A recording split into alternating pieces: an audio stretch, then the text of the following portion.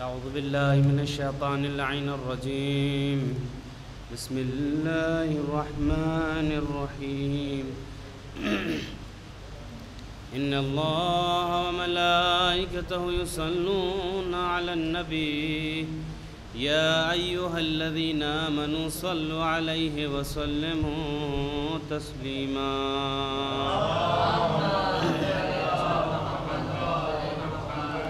اللهم صل على محمد وآل محمد. اللهم صل على محمد وآل محمد.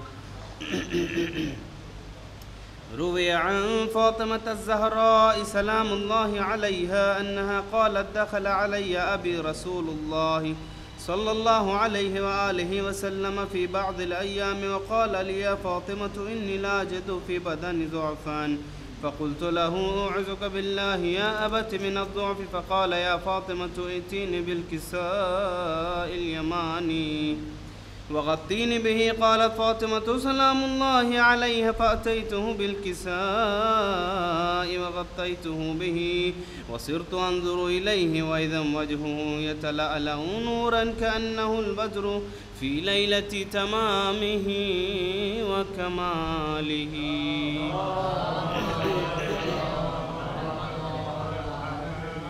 قالت فاطمة سلام الله عليها فما كانت إلا ساعة وإذا بولدي الحسن قد أقبل وقال السلام عليك يا أماه، فقلت عليك السلام يا قرة عيني وثمرة فؤادي. فقال لي يا أماه إني أشم عندك رائحة طيبة كأنها رائحة جد رسول الله صلى الله عليه وآله.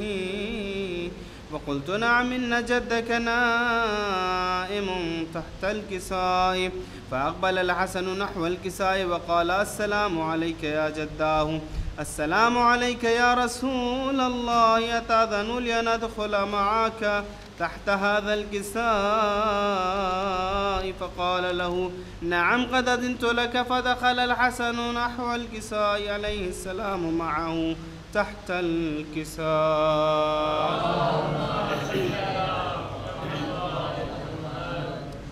قالت فاطمة سلام الله عليها فما كانت إلا ساعة وإذا بولدها الحسين عليه السلام قد أقبل وقال السلام عليك يا أماه. فقلت عليك السلام يا قرة عيني وثمرة فؤادي. فقال يا أماه إني أشم عندك رائحة طيبة كأنها رائحة جد رسول الله صلى الله عليه وآله. فقلت نعم إن جدك وأخاك نائمان تحت هذا الكساء. فدنا الحسين عليه السلام نحو الكساء وقال السلام عليك يا جداه. السلام عليك يا من اختاره الله، وتأذن لي أن أكون معكما تحت هذا الكساء. فقال له قد أذنت لك يا حسين. فدخل معهما الحسين تحت الكساء.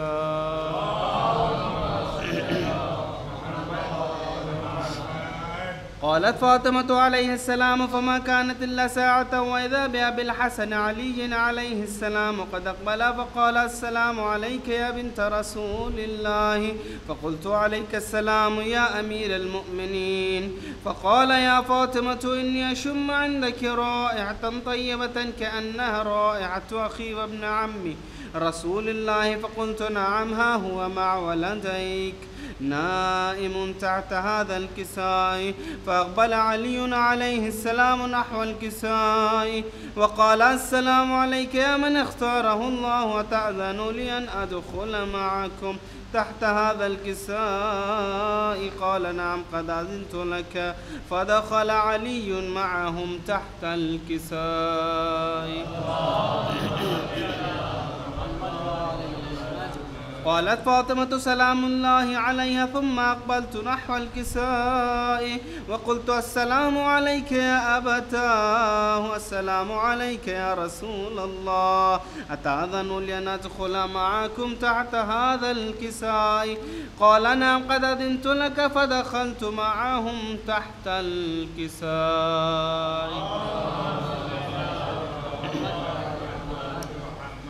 قالت فاطمة فلما اكتملن جميعا تحت الكساء قال الله أعلم يا ملائكتي ويا سكان سماواتي وعزتي وجلالي إني ما خلقت سماء مبنية ولا أرضا مدحية ولا قمرا منيرا ولا شمسا مضيا ولا فلكا يدور ولا بحرا يجري ولا فلكا يسري إلا في محبة هؤلاء الخمسة الذين هم تحت الكساء.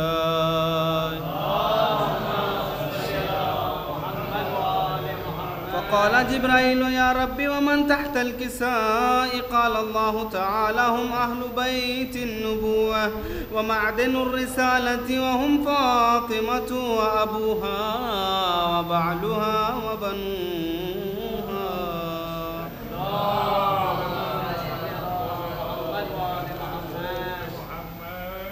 فقال جبرائيل يا ربي أتأذن لي أن أهبط إلى الأرض ليكون معهم سادسا؟ فقال الله تعالى نعم قد أذنت لك. فهبط الأمين جبرائيل وأقبل نحو الكساء وقال السلام عليك يا رسول الله. السلام عليك يا من اختاره الله.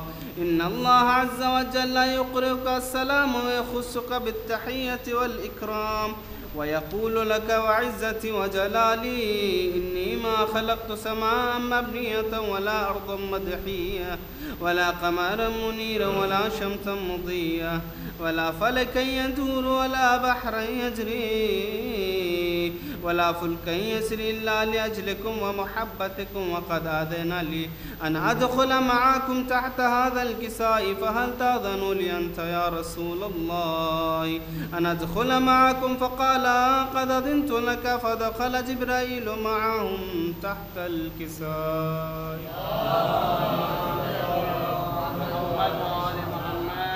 قال لهم إن الله عز وجل قد أوحى إليكم يقول إنما يريد الله ليذهب عنكم الرجس أهل البيت ويطهركم تطهيرا.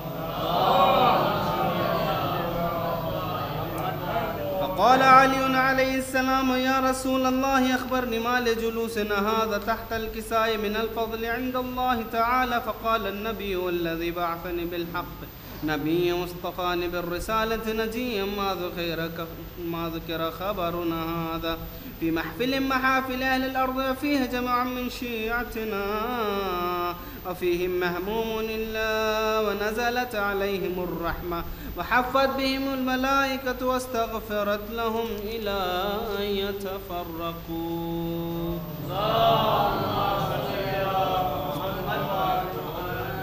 فقال علي عليه السلام إذن الله فزنا وسعدنا وكذلك شيعتنا فازوا وسعدوا ورب الكعبة.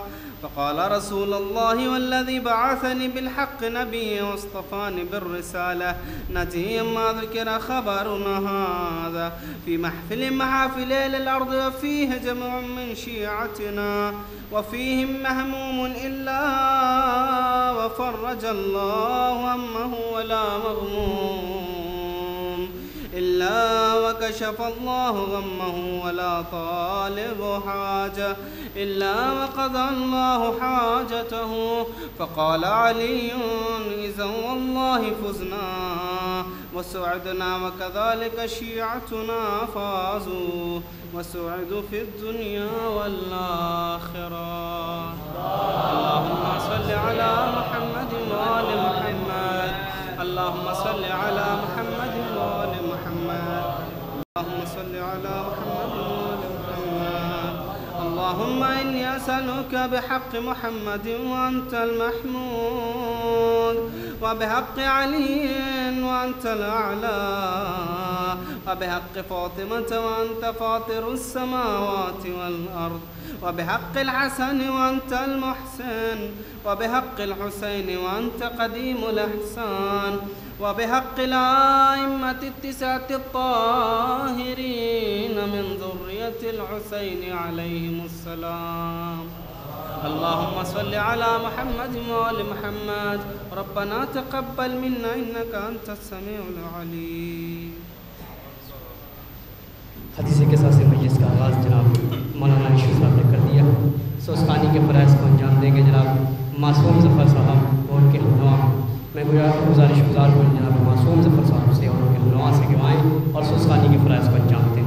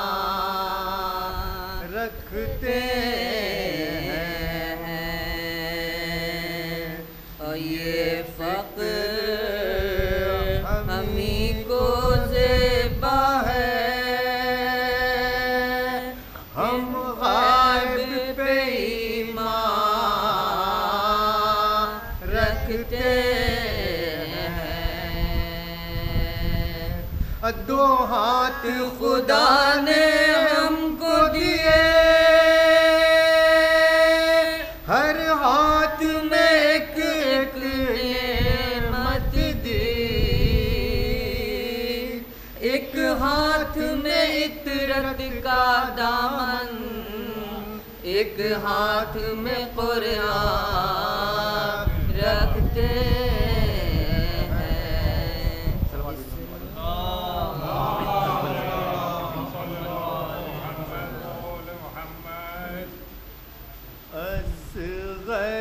بغیر کربو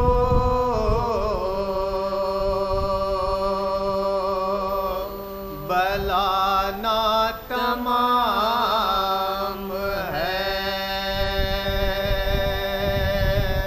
اصغر بغیر کربو بلا نا تمام ہے.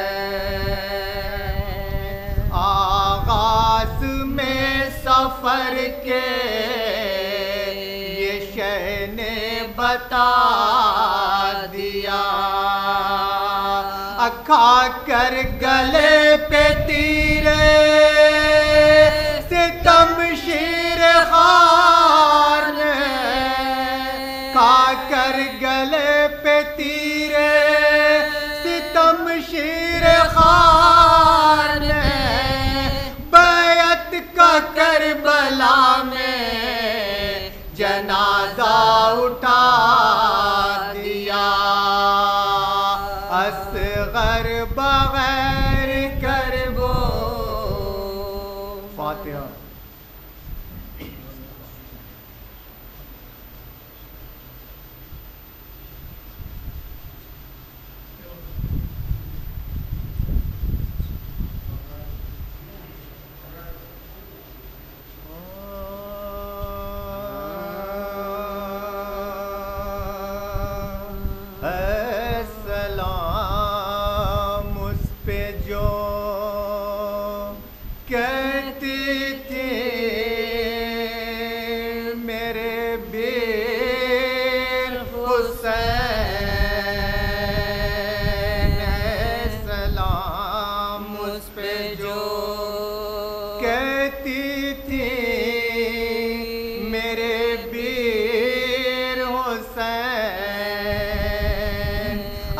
خاک میں کس نے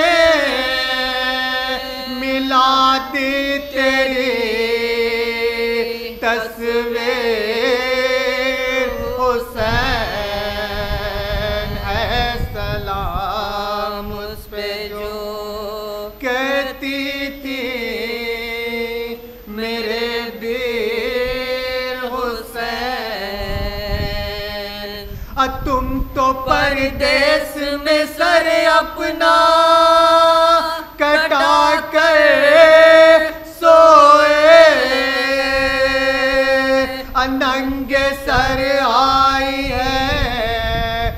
ملنے کو یہ ہم شیر حسین ہے سلام اس پہ جو کہتی تھی میرے دیر حسین اماں زہرا کا جنازہ تو اٹھا تھا شب کو اماں زہرا کا جنازہ تو اٹھا تھا شب کو ہم کو بلوے میں لیے جاتے ہیں بے پیر حسین ہے سلام اس پہ جو کہتی تھی میرے پیر حسین کان زخمی کیے درچھی نے تماچے مارے کان زخمی کیے درچھی نے تماچے مارے اور اس پہ رونے بھی نہیں دیتے ہیں بے پیر حسین ہے سلام اس پہ جو کہتی تھی میرے پیر حسین رات دن ورد زباں تھا میرے بائے بائے اب کس کو کہے زینب دلگیر حسین ہے سلام اس پہ جو کہتی تھی میرے پیر حسین خاک میں کس نے ملا دی تیری تصویر حسین ہے سلام مجلس کا آغاز حدیث کے ساتھ سے ہو چکا ہے سوسخانی کے فرائض کو انجام جناب معصوم ظفر صاحب دے رہے تھے گزارش ہے تھوڑی سی کہ تھوڑا آگے حاضر کرتا ہوں ملاحظہ کریں کہ کون کہتا ہے محب آل کو آتی ہے موت کون کہتا ہے محب آل کو آتی ہے موت زندگی کے بعد پھر ایک زندگی لاتی ہے موت کون کہتا ہے محب آل کو آتی ہے موت زندگی کے بعد پھر ایک زندگی لاتی ہے موت کہ ہیں جو اہل ظلم کر لیں اپنے ظلموں کا حساب کون کہتا ہے محب آل کو آتی ہے موت زندگی کے بعد پھر ایک زندگی لاتی ہے موت ہیں جو اہل ظلم کر لیں اپنے ظلموں کا حساب 4 دن کی زندگی میں کتنی بار آتی ہے موت ہیں جو اہل ظلم کر لیں اپنے ظلموں کا حساب 4 دن کی زندگی میں کتنی بار آتی ہے موت کہ کیا جب خنجر سے چلنے کا سلیقہ چھین لے کیا جب خنجر سے چلنے کا سلیقہ چھین لے نفس جس کا مطمئن ہے اس سے گھبراتی ہے موت کیا جب بہت شکریہ کیا جب خنجر سے چلنے کا سلیقہ چھین لے آئیے جناب سہیل بستوی صاحب جناب عامر صاحب صلوات پڑھتے محمد علیہ محمد کون کہتا ہے محب آل کو آتی ہے موت زندگی کے بعد پھر ایک زندگی لاتی ہے موت کیا جب خنجر سے چلنے کا سلیقہ چھین لے نفس جس کا مطمئن ہے اس سے گھبراتی ہے موت کہ زندگی کو اتنی ہمت دینے والوں پر سلام روک دیتے ہیں جو دروازے پہ رک جاتی ہے موت زندگی کو اتنی ہمت دینے والوں پر سلام روک دیتے ہیں جو دروازے پہ رک جاتی ہے موت روک دیتے ہیں جو دروازے پہ رک جاتی ہے موت چونکہ وقت کا خیال کرنا ہے اور ماشاءاللہ شعراء کرام کی تعداد بھی ماشاءاللہ سے اچھی خاصی ہے. جناب میثم کاظمی صاحب لکھنوی، جناب عامر فیض آبادی صاحب، جناب ظفر مصطفیٰ آبادی صاحب اور جناب سہیل بستوی صاحب. 4 مصرے سے جناب میثم کاظمی صاحب لکھنوی کو آواز دوں. مرحوم جناب رضا سرسوی صاحب کے 4 مصرے فرماتے تھے کہ زندگی نے لباس چھین لیا. سہیل بھائی، زندگی نے لباس چھین لیا، موت نے کم سے کم کفن تو دیا. زندگی نے لباس چھین لیا، موت نے کم سے کم کفن تو دیا. کہ زندگی در بدر پھراتی رہی، موت نے مستقل وطن تو دیا. زندگی در بدر پھراتی رہی، موت نے مستقل وطن تو دیا. آئیے انہی مصروں کے سائے میں آواز دوں جناب میثم کاظمی صاحب لکھنوی کو آئیں اور بارگاہ معصومین میں نذرانِ عقیدت پیش کریں. ان کا استقبال بلند ترین نعرہ صلوات کے ذریعے کریں.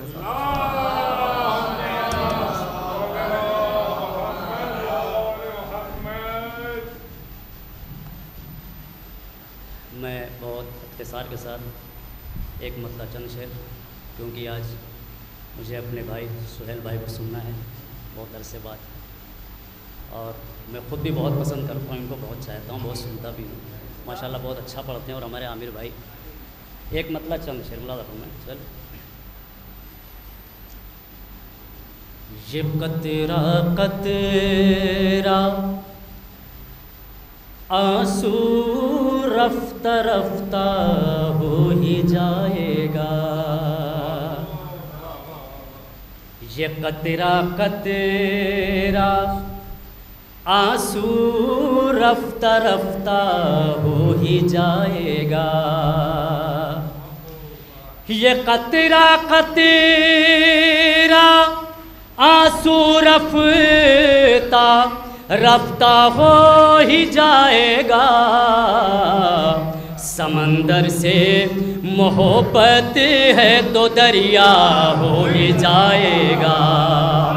سمندر سے محبت ہے تو دریا ہو ہی جائے. اب شعر ملاحظہ فرمائے. سمندر سے یا سمندر سے محبت ہے تو دریا ہو ہی جائے. شعر ملاحظہ فرمائے. اسی کے پاؤں کے نیچے ازل سے روح عالم ہے. اسی کے پاؤں کے نیچے ازل سے روح عالم ہے. علی مارے جسے ٹھوکر وہ زندہ ہو ہی جائے گا. علی مارے جسے ٹھوکر وہ زندہ ہو ہی جائے گا. تو اجالے حافظ قرآن کی آنکھوں میں بھلا کب تک، اجالے حافظ قرآن کی آنکھوں میں بھلا کب تک. یہی دوری ہے حیدر سے تو اندھا ہو ہی جائے گا. یہی دوری ہے حیدر سے تو اندھا ہو ہی جائے گا. اب شعر ملاحظہ فرمائے سہیل بھائی. ضمیر حر یہی کہہ کے سمجھاتا رہا حر کو. ضمیر حر یہی کہہ کے سمجھاتا رہا حر کو. اذاں اکبر کو دینے دو اجالا ہو ہی جائے گا. اذاں اکبر کو دینے دو اجالا ہو ہی جائے گا. اذاں اکبر کو دینے دو اجالا ہو ہی جائے گا. تو ستمگاروں بٹھاؤ لاکھ پہرے دار دریا پر. ستمگاروں بٹھاؤ لاکھ پہرے دار دریا پر. اگر عباس چاہیں گے تو قبضہ ہو ہی جائے گا. اگر عباس چاہیں گے تو قبضہ. ستمگاروں بٹھاؤ لاکھ پہرے دار دریا پر، اگر عباس چاہیں گے تو قبضہ ہو ہی جائے گا، اگر عباس چاہیں گے تو قبضہ ہو ہی جائے گا۔ تو خلیل کبریا یہ کہہ کے گھر تعمیر کرتے ہیں، خلیل کبریا یہ کہے کہ گھر تعمیر کرتے ہیں، جہاں تم پاؤں رکھ دو گے وہ کعبہ ہو ہی جائے گا، جہاں تم پاؤں رکھ دو گے وہ کعبہ ہو ہی جائے گا۔ یہ آخری شعر ملاحظہ فرمائے، مثال حضرت موسیٰ ذرا نہ دے علی پڑھ کر، مثال حضرت موسیٰ ذرا نہ دے علی پڑھ کر، عصا تو ماریے دریا میں رستہ ہو ہی جائے گا، عصا تو ماریے دریا میں رستہ ہو ہی جائے گا۔ سہیل بھائی شعر ہے آخری شعر، کسی بھی قوم میں کیجے غم شبیر کی باتیں، کسی بھی قوم میں کیجے غم شبیر کی باتیں، اگر احساس زندہ ہے تو گریہ ہو ہی جائے گا، اگر احساس زندہ ہے تو گریہ ہو ہی جائے گا، کسی بھی قوم میں کیجے غم شبیر کی باتیں، اگر احساس زندہ ہے تو گریہ ہو ہی جائے گا، سمندر سے محبت ہے تو دریا ہو ہی جائے گا۔ بہت شکریہ۔ جو بہترین اشعار آپ کے وہ گزار کر رہے تھے، علی ماریں گے ٹھوکر تو پھر زندہ ہو ہی جائے گا۔ ملاحظہ کریں کہ موت جب صاحب کردار سے ٹکراتی ہے، موت جب صاحب کردار سے ٹکراتی ہے، علی ماریں گے ٹھوکر تو وہ زندہ ہو ہی جائے گا۔ موت جب صاحب کردار سے ٹکراتی ہے وہ تو مرتا نہیں، خود موت ہی مر جاتی ہے۔ موت جب صاحب کردار سے ٹکراتی ہے وہ تو مرتا نہیں، خود موت ہی مر جاتی ہے، کہ یہ تو ترتیب ملاقات علی ہے، ورنہ موت حیدر کے غلاموں کو کہاں آتی ہے۔ یہ تو ترتیب ملاقات علی ہے، ورنہ موت حیدر کے غلاموں کو کہاں آتی ہے، کہ موت حیدر کے غلاموں کو کہاں آتی ہے۔ یہ انہیں مصروں کے سائے میں آواز دوں جناب ظفر مصطفیٰ بادی کو کہ آئیں اور بارگاہ معصومین میں نذرانِ خدمت پیش کریں، ان کا استقبال بلند ترین نعرے صلوات کے ذریعے کریں۔ آپ حضرات جناب ذیشان عابدی صاحب کا ایک کلام ہے جس میں انہوں نے امام حسین علیہ السلام کے بچپنے کے کچھ واقعات کو نظر کیا ہے شعر کی شکل میں۔ ایک سال بعد عنایت فرما دیں۔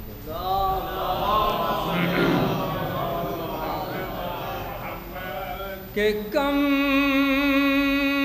سنی میں بھی شان والا ہے، کم سنی میں بھی شان والا ہے، او میرا مولا حسین ہے، میرا مولا حسین آلہ ہے، وہ جو سردار ہے فرشتوں کا، وہ جو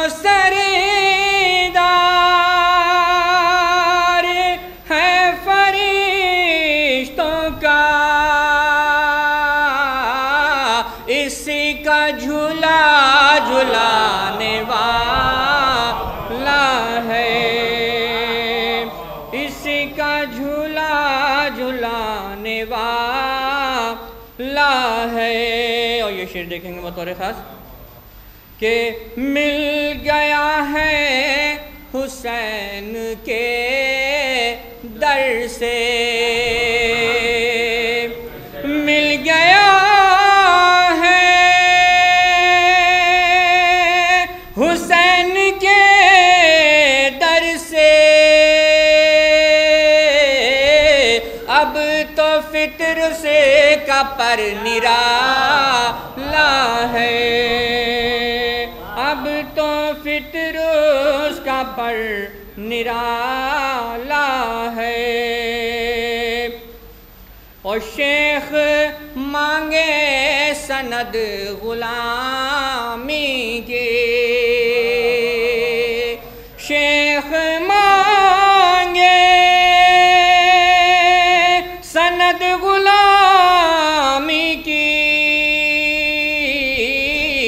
یعنی یہ خلد کا حوالہ ہے، یعنی یہ خلد کا حوالہ ہے۔ اور آخری شعر ہے کہ یہ بھی اجدر کو چیر سکتا ہے، یہ بھی اجدر کو چیر سکتا ہے، اس کو شیر خدا نے پالا ہے، اس کو شیر خدا نے پالا ہے۔ آئیے دو ایسے نام جناب عامر فیض آبادی صاحب اور جناب سہیل بستوی صاحب، میں گزارش کرتا ہوں جناب عامر فیض آبادی صاحب سے کہ وہاں بارگاہ معصومین نذرانے پیش کریں۔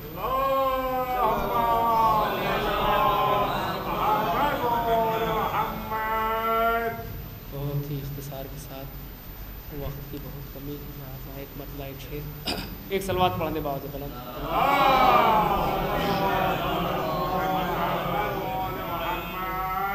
موت کے حوالے سے چار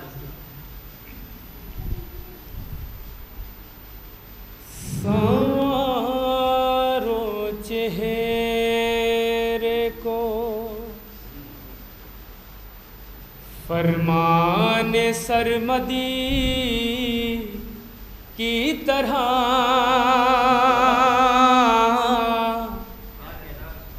سوارو چہرے کو فرمان سرمدی کی طرح کہ چند روز بھی جی کر رہو صدی کی طرح کہ چند روز بھی۔ کون سے یوٹیوب چینل پہ ڈالیں گے یہ بتا دیجیے گا ہمیں۔ سوارو چہرے کو فرمان سرمدی کی طرح کہ چند روز بھی جی کر رہو صدی کی طرح، جو چاہتے ہو بدن حشر تک رہے محفوظ، جو چاہتے ہو بدن حشر تک رہے محفوظ، علی سے عشق کرو حجر بن عدی کی طرح،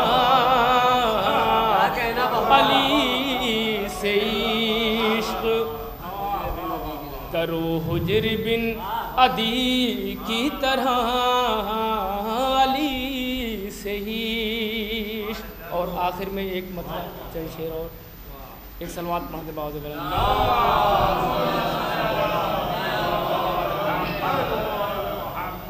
علی سے عشق کرو حجر بن عدی کی طرح۔ اور ایک مطلب چند شعر اور اس کے بعد سہیل بھائی اپنا۔ تو ہے لا زوال یا علی تو ہے لا زوال یا علی تو ہے لا زوال یا علی تو ہے لا زوال یا علی تو ہے لا زوال یا علی تو ہے لا زوال یا علی مثل ذوالجلال یا علی تو ہے لا زوال یا علی تو ہے لا زوال یا علی مثل ذوالجلال یا علی مثل ذوالجلال مطلب جیسے اللہ کا نام باقی رہے گا ویسے علی کا نام باقی رہے گا تو ہے لا زوال یا علی ترجمہ کر دیتا ہوں ورنہ آج کل لوگ غلط ترجمہ کرتے ہیں تو ہے لا زوال یا علی مثل ذوالجلال یا علی سرخرو جواب سے ہوا سرخرو جواب سے ہوا سرخرو جواب سے ہوا تم سے ہر سوال یا علی تو ہے لا زوال یا علی تو ہے لا زوال یا علی مثل ذوالجلال یا علی اور یہ شعر اور پورے مجمع کی توجہ تو ہے لا زوال یا علی پورے مجمع سے مراد جتنا مجمع ہے تو ہے لا زوال یا علی مثل ذوالجلال یا علی جس کو تم نے کہہ دیا حرام جس کو تم نے کہہ دیا حرام جس کو تم نے کہہ دیا حرام کیسے ہو حلال یا علی تو ہے لا زوال یا علی تو ہے لا زوال یا علی تو ہے لا زوال یا علی جس کو تم نے کہہ دیا حرام کیسے ہو حلال یا علی تو ہے لا زوال یا علی اور یہ بھی شعر قہر کبریا کے مثل ہے قہر کبریا کے مثل ہے قہر کبریا کے مثل ہے آپ کا جلال یا علی تو ہے لا زوال یا علی تو ہے لا زوال یا علی مثل ذوالجلال یا علی اور یہ بھی شعر پیش کرتا ہوں ملاحظہ فرمائیں تو ہے لا زوال یا علی تو ہے لا زوال یا علی تو ہے لا زوال یا علی تو ہے لا زوال یا علی آ کے دشمنان دین کو آ کے دشمنان دین کو آ کے دشمنان دین کو غار سے نکال یا علی تو ہے لا زوال یا علی تو ہے لا زوال یا علی تو ہے لا زوال یا علی اور یہ حاصل کلام شعر اس شعر پر پورے مجمع کی توجہ چاہوں گا ملاحظہ فرمائیں تو ہے لا زوال یا علی آپ بھی آگے آ جائیے تو ہے لا زوال یا علی تو ہے لا زوال یا علی مثل ذوالجلال یا علی تو ہے لا زوال یا علی حاصل کلام شعر پیش کرتا ہوں ملاحظہ فرمائیں سامنے ہو چہرہ آپ کا سامنے ہو چہرہ آپ کا سامنے ہو چہرہ آپ کا جب ہو انتقال یا علی تو لازوال یا علی، تو ہے لازوال یا علی، تو ہے لازوال یا علی، تو ہے لازوال یا علی، سامنے ہو چہرہ آپ کا جب ہو انتقال یا علی، تو ہے لازوال یا علی۔ اور یہ آخری شعر، تو ہے لازوال یا علی، مثل ذوالجلال یا علی، سامنے ہو چہرہ آپ کا جب ہو انتقال یا علی، تو ہے لازوال یا علی۔ آخری شعر، تیری آل حشر تک ہوئی، تیری آل حشر تک ہوئی، تیری آل حشر تک ہوئی، مصطفیٰ کی آل یا علی، تو ہے لازوال یا علی۔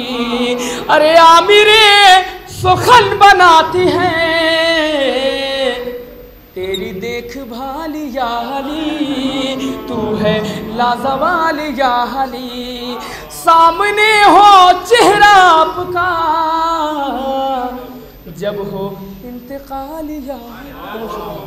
جو اشعار پیش کر رہے تھے، تو ہے لازوال یا علی، علی علی کے سوا کیا میری حیات میں ہے، علی علی کے سوا کیا میری حیات میں ہے، علی علی کے سوا کیا میری حیات میں ہے، نماز عشق علی میری واجبات میں ہے، علی علی کے سوا کیا میری حیات میں ہے، نماز عشق علی میری واجبات میں ہے، کہ یہ کون کہتا ہے دنیا سے خالی ہاتھ گیا، یہ دیکھ دامن شبیر میرے ہاتھ میں ہے، یہ کون کہتا ہے دنیا سے خالی ہاتھ گیا، یہ دیکھ دامن شبیر میرے ہاتھ میں ہے، کہ کفن کرب و بلا کا ساتھ میں خاک شفا لے کر ہم اپنی قبر میں جائیں گے پوری کربلا لے کر، کفن کرب و بلا کا ساتھ میں خاک شفا لے کر ہم اپنی قبر میں جائیں گے پوری کربلا لے کر، کہ سر مجلس میں ایک دن سو گیا کرتے ہوئے گریا، تبرک خام میں آئی جناب سیدہ لے کر، سر مجلس میں ایک دن سو گیا کرتے ہوئے گریا، تبرک خام میں آئی جناب سیدہ لے کر۔ آئیے میں گزارش کر رہا ہوں ایک ایسی آواز جو محتاج تعارف نہیں ہے، ہندوستانی نہیں بلکہ بیرونی ملک ہندوستان کی نمائندگی کرنے والا شاعر جناب سہیل بستوی صاحب آپ کے روبرو صلوات بلند ترین نعرے صلوات کے ذریعے استقبال کریں۔ بسم اللہ الرحمن الرحیم۔ مومن اکرام السلام علیکم۔ اولاً تو اس مقدس بارگاہ میں دعا گو ہوں پروردگار سے کہ خدا مرحوم کو بڑی رحمت کرے۔ صلوات پڑھ دے محمد و آل محمد، اور تمام گھر والوں کو صبر جمیل عطا کرے۔ مولانا موصوف تشریف لے آئے ہیں بہت اختصار کے ساتھ، کیونکہ وقت بہت ہو چلا ہے۔ 4 مصرے بولن، اس کے بعد ایک مطلع چند اشعار۔ صلوات پڑھ دیں محمد و آل محمد۔ دیکھیے، درے علی سے جو سرتاج ہو نہیں سکتا، یہ سچ ہے قابل معراج ہو نہیں سکتا، یہ سچ ہے قابل معراج ہو نہیں سکتا، گیا ہے لے کے تبرک جو شہ کی مجلس سے، گیا ہے لے کے تبرک جو شہ کی مجلس سے، کبھی بھی رزق کا محتاج ہو نہیں سکتا، کبھی بھی رزق کا محتاج ہو نہیں سکتا،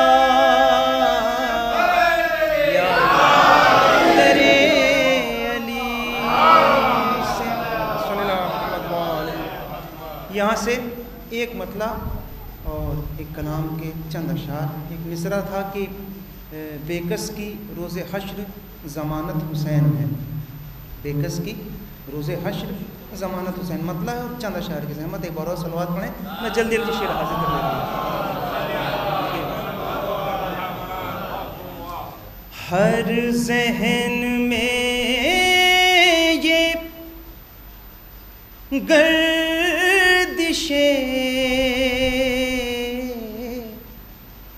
حیرت حسین ہے. ہر ذہن میں یہ گردشیں حیرت حسین ہے. ارے قرآن ہے کہ آپ کی مدحت حسین ہے.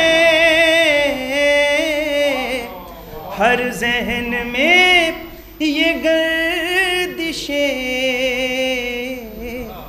حیرت حسین ہے. اب یہاں سے چند اشعار.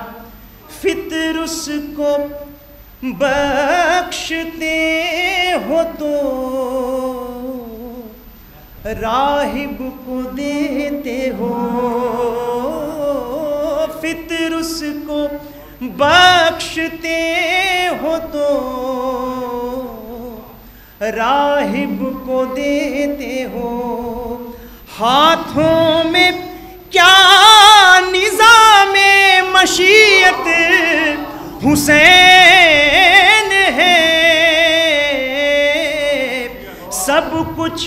سب کچھ بھلا کے حر کو گلے سے لگا لیا. اکلوتی یہ جہاں میں شرافت حسین ہے. ہر ذہن میں یہ گردشیں حیرت حسین ہے. اپنا پسندیدہ شعر میں حاضر کروں. قافیے کی داد چاہوں گا. ہر ذہن میں یہ گردشیں حیرت حسین ہے. واپس پلٹ کے آ گئے اکبر کی شکل میں. واپس پلٹ کے آ گئے اکبر کی شکل میں. ارے نانا کو تم سے کتنی محبت حسین ہے. اور یہ ماتمی بیٹھے ہیں. ہر ماتمی کی قبر میں آواز آئے گی. ہر ماتمی کی قبر میں آواز آئے گی. سن کر یہاں سوال ڈرو مت حسین ہے. سن کر یہاں سوال ڈرو مت حسین ہے. غازی کو جیسے روکا تھا اصغر کو روکنا. غازی کو حسین ہے. غازی کو جیسے روکا تھا اصغر کو روکنا. کھل کر ہنسا تو یہ بھی قیامت حسین ہے. کھل کر ہنسا تو یہ بھی قیامت حسین ہے. اٹھ اٹھ کے دیکھتا ہے ادھر منبر رسول. نو کے سنا پہ محوے خطابت حسین ہے. باخر کے 2-3 شعر. نو کے سنا پہ محوے خطابت حسین ہے. پہلا تو معجزہ یہ ہوا کربلا کے بعد. ہر آدمی کو رزق ملا کربلا کے بعد. یہ آدمی بیٹھے ہوئے, کوئی تمہید نہیں ہے. کھل کر ہنسا تو یہ بھی قیامت حسین ہے. کٹتی ہے مفلسی میں تبرک پا زندگی. کٹتی ہے مفلسی میں تبرک پا زندگی. مت پوچھو کتنے گھر کی ضرورت حسین ہے. کٹتی ہے مفلسی میں تبرک پا زندگی. مت پوچھو, ارے مت پوچھو کتنے گھر کی ضرورت حسین ہے. جھولے سے ہم نے ماتم سرور کیا سہیل. جھولے سے ہم نے ماتم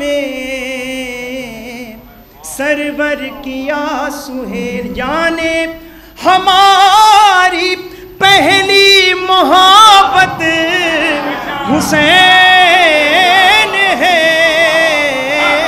بر محمد وآل محمد بلندر سلوات. آئیے ایک دو بند اور ملاحظہ کر لیں اس کا سے حجت الاسلام والمسلمین آپ کے حوالے کہ حسین مملکت شاہ کے امیر کا نام. حسین مملکت شاہ کے امیر کا نام. حسین دین کی تہذیب امن کا پیغام. حسین وہ جسے آدم کرے ادب سے سلام. حسین وہ جس کے پدر بھی خود بھی امام. بیت حاضر کر رہا ہوں. حسین وہ جس کے پدر بھی خود بھی امام کہ ادب کے ساتھ خدا سے رسول سے پوچھو. حسین کیا ہے جناب بطول سے پوچھو. ادب کے ساتھ خدا سے رسول سے پوچھو. حسین کیا ہے جناب بطول سے پوچھو کہ کہا رسول نے پہچان لو مسلمانوں. امین علم نبی جان لو مسلمانوں. کہا رسول نے پہچان لو مسلمانوں. امین علم نبی جان لو مسلمانوں کہ در حسین سے ایمان لو مسلمانوں.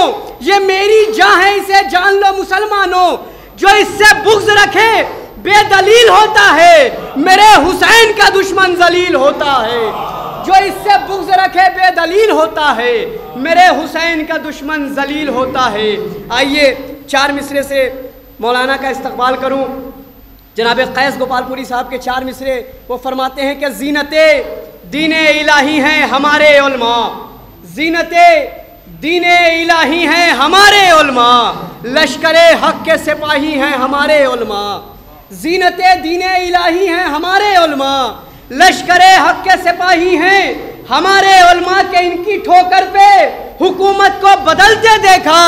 قیس باطل کی تباہی ہیں ہمارے علماء. قیس باطل کی تباہی ہیں ہمارے علماء. آئیے بڑے ہی ادب و احترام کے ساتھ حجت الاسلام والمسلمین عالی جناب مولانا سید سجاد حسین صاحب کی خدمت میں گزارش کرتا ہوں کہ وہ رونق افروز ممبر ہوں, فضائل و مسائل سید الشہداء بیان کریں. ان کا استقبال ایک بلند ترین نعرے صلوات کے ذریعے کریں آپ حضرات.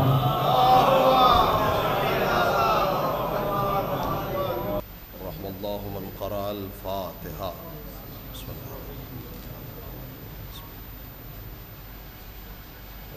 اللہ الرحمن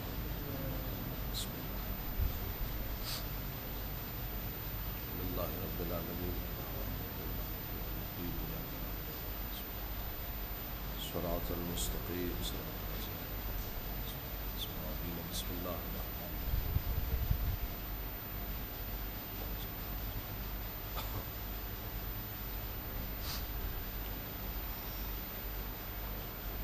اللہ حول ولا قوة إلا بالله السميع العليم أعوذ بالله من الشيطان اللعين الرجيم بسم الله الرحمن الرحيم الحمد لله رب العالمين والعاقبة للمتقين والجنة للموحدين والنار للعاصين ثم الصلاة والسلام والتحية والإكرام على الرسول المسدد والمصطفى الأمجد أبي القاسم المصطفى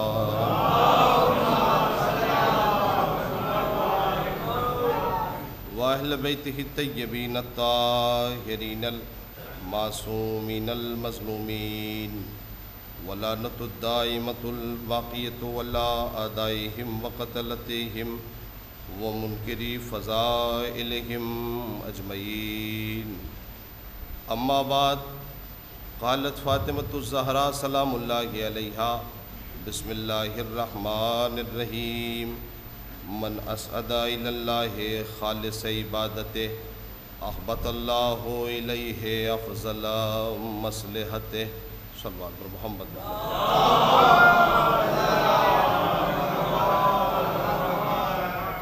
تمام مومنین سے گزار ہوں کہ ایک مرتبہ سورہ الحمد اور 3 مرتبہ سورہ اخلاص کی تلاوت فرما کر مرحوم مغفور سید مشتاق احمد مرحوم ابن سید ظفر حسنین مرحوم کے ارواح کو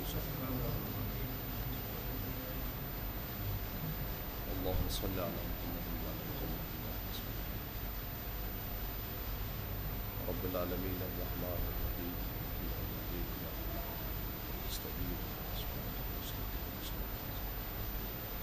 غیر المغضوب علیہم ولا الضالین بسم اللہ الرحمن الرحیم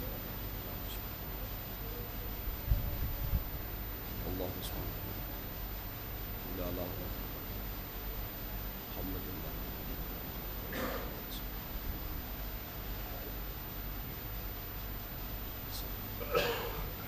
صلوات بآواز بلند انشاءاللہ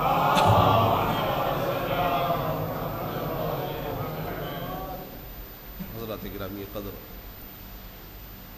صاحبان ذوق آج کی اس مجلس کے لیے جس حدیث مبارکہ کی میں نے تلاوت کا شرف حاصل کیا وہ ام الائمہ جناب فاطمۃ الزہراء سلام اللہ علیہا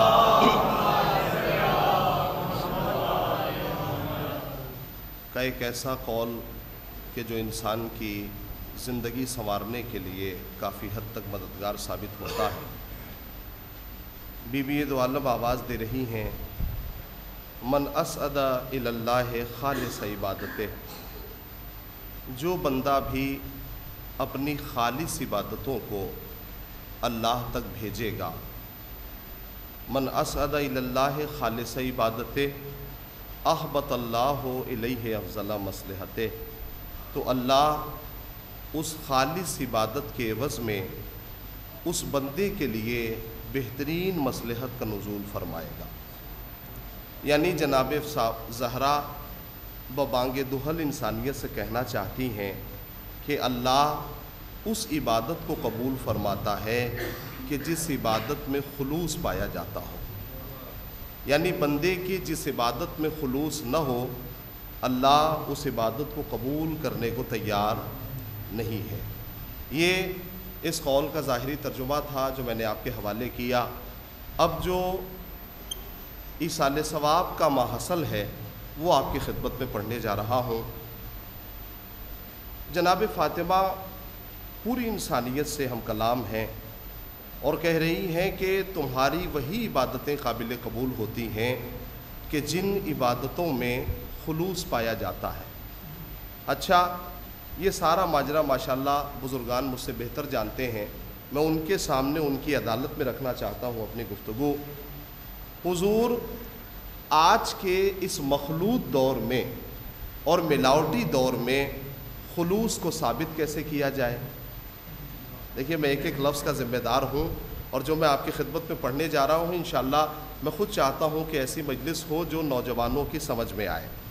آج کے اس ملاوٹی دور میں خلوص کو کہاں سے تلاش کر کے لائیں، کہاں سے ڈھونڈیں؟ جہاں کھانے پینے کی چیزوں سے لے کے پہننے تک کی ساری چیزوں میں ملاوٹ ہو، اس دور میں خلوص کو کہاں سے تلاش کریں؟ دیکھیے خلوص کی پہلے تعریف سن لیجئے۔ خلوص اس عمل کو کہا جاتا ہے جس میں ذرہ برابر دکھاوے کی گنجائش نہ ہو۔ یہ خلوص کی صاف ستھری تعریف ہے، جس میں ذرہ برابر دکھاوے کی گنجائش نہ ہو۔ تو اس ملاوٹی دور میں خلوص کہاں سے تلاش کر کے لائیں؟ میں اپنے بزرگوں سے داد چاہتا ہوں اس جملے کی۔ ہم لوگوں نے بچپن میں جب مدرسے میں داخلہ لیا تو علم الاحکام میں مسئلے مسائل کے علم میں دو اعتبار کے پانی کا ذکر پڑھا۔ اس سے واضح ہو جائے گا کہ خلوص ہے کیا۔ دو اعتبار کے پانی کا ذکر پڑھا۔ ایک ہے آب مضاف، مضاف اس پانی کو کہا جاتا ہے جیسے شربت، جیسے دودھ۔ اس پانی کا کمال یہ ہے کہ یہ خود تو پاک ہے، لیکن اگر کوئی نجس چیز اس سے آ کے مل جائے تو اس کے اندر یہ صلاحیت نہیں ہے کہ یہ اسے طیب و طاہر کر دے۔ میری بات سمجھیے گا میں کیا کہہ رہا ہوں۔ لیکن میرے عزیزوں اسی کے عوض میں ہے خالص پانی، خالص پانی جسے آپ مخلص بھی کہہ سکتے ہیں۔ خالص پانی کا کمال یہ ہے کہ یہ خود بھی پاک ہے، اور اگر کوئی نجس چیز اس سے آ کے ملتی ہے تو اس کے اندر یہ کمال ہے کہ اس نجس چیز کو بھی طیب و طاہر کر دیتا ہے۔ تو اب ان دونوں تعریفوں میں سے مخلص آدمی کی تعریف نکالیے۔ پتہ نہیں میں اپنی بات کو پہنچا نہیں سکا۔ ان دونوں تعریف میں سے مخلص آدمی کی تعریف نکالیے۔ مخلص اسے نہیں کہتے کہ جو خود تو گناہوں سے دور ہو لیکن اس کے اندر یہ کوالٹی نہ پائی جاتی ہو کہ نجس فکر کا آدمی اس سے آ کے ملے تو اسے وہ طیب و طاہر کر کے بھیجے۔ نہیں، مخلص آدمی کا کمال یہ ہے کہ خود بھی گناہوں سے دور ہو، اور اگر کوئی نجس فکر کا آدمی آ کے مل جائے تو اپنی بزم سے اسے بھی طیب و طاہر کر کے بھیجے۔ متوجہ ہے آپ میں کیا کہہ رہا ہوں؟ تو یہ ہے مخلص کی تعریف، مخلص کا کمال۔ اور میرے عزیزوں اس ادبی دور میں اور ادبی مجمع میں ادب آپ کے حوالے کر رہا ہوں۔ ماشاءاللہ جو میرے جاننے والے بہت سے افراد بیٹھے ہوئے ہیں اور صاحبان ادب الحمدللہ، ہمارے کرنل صاحب وغیرہ دیگر اور افراد ایسے ہیں جو مجھ سے ملے ہوئے ہیں اور ادبی دنیا سے بڑے قریب ہیں۔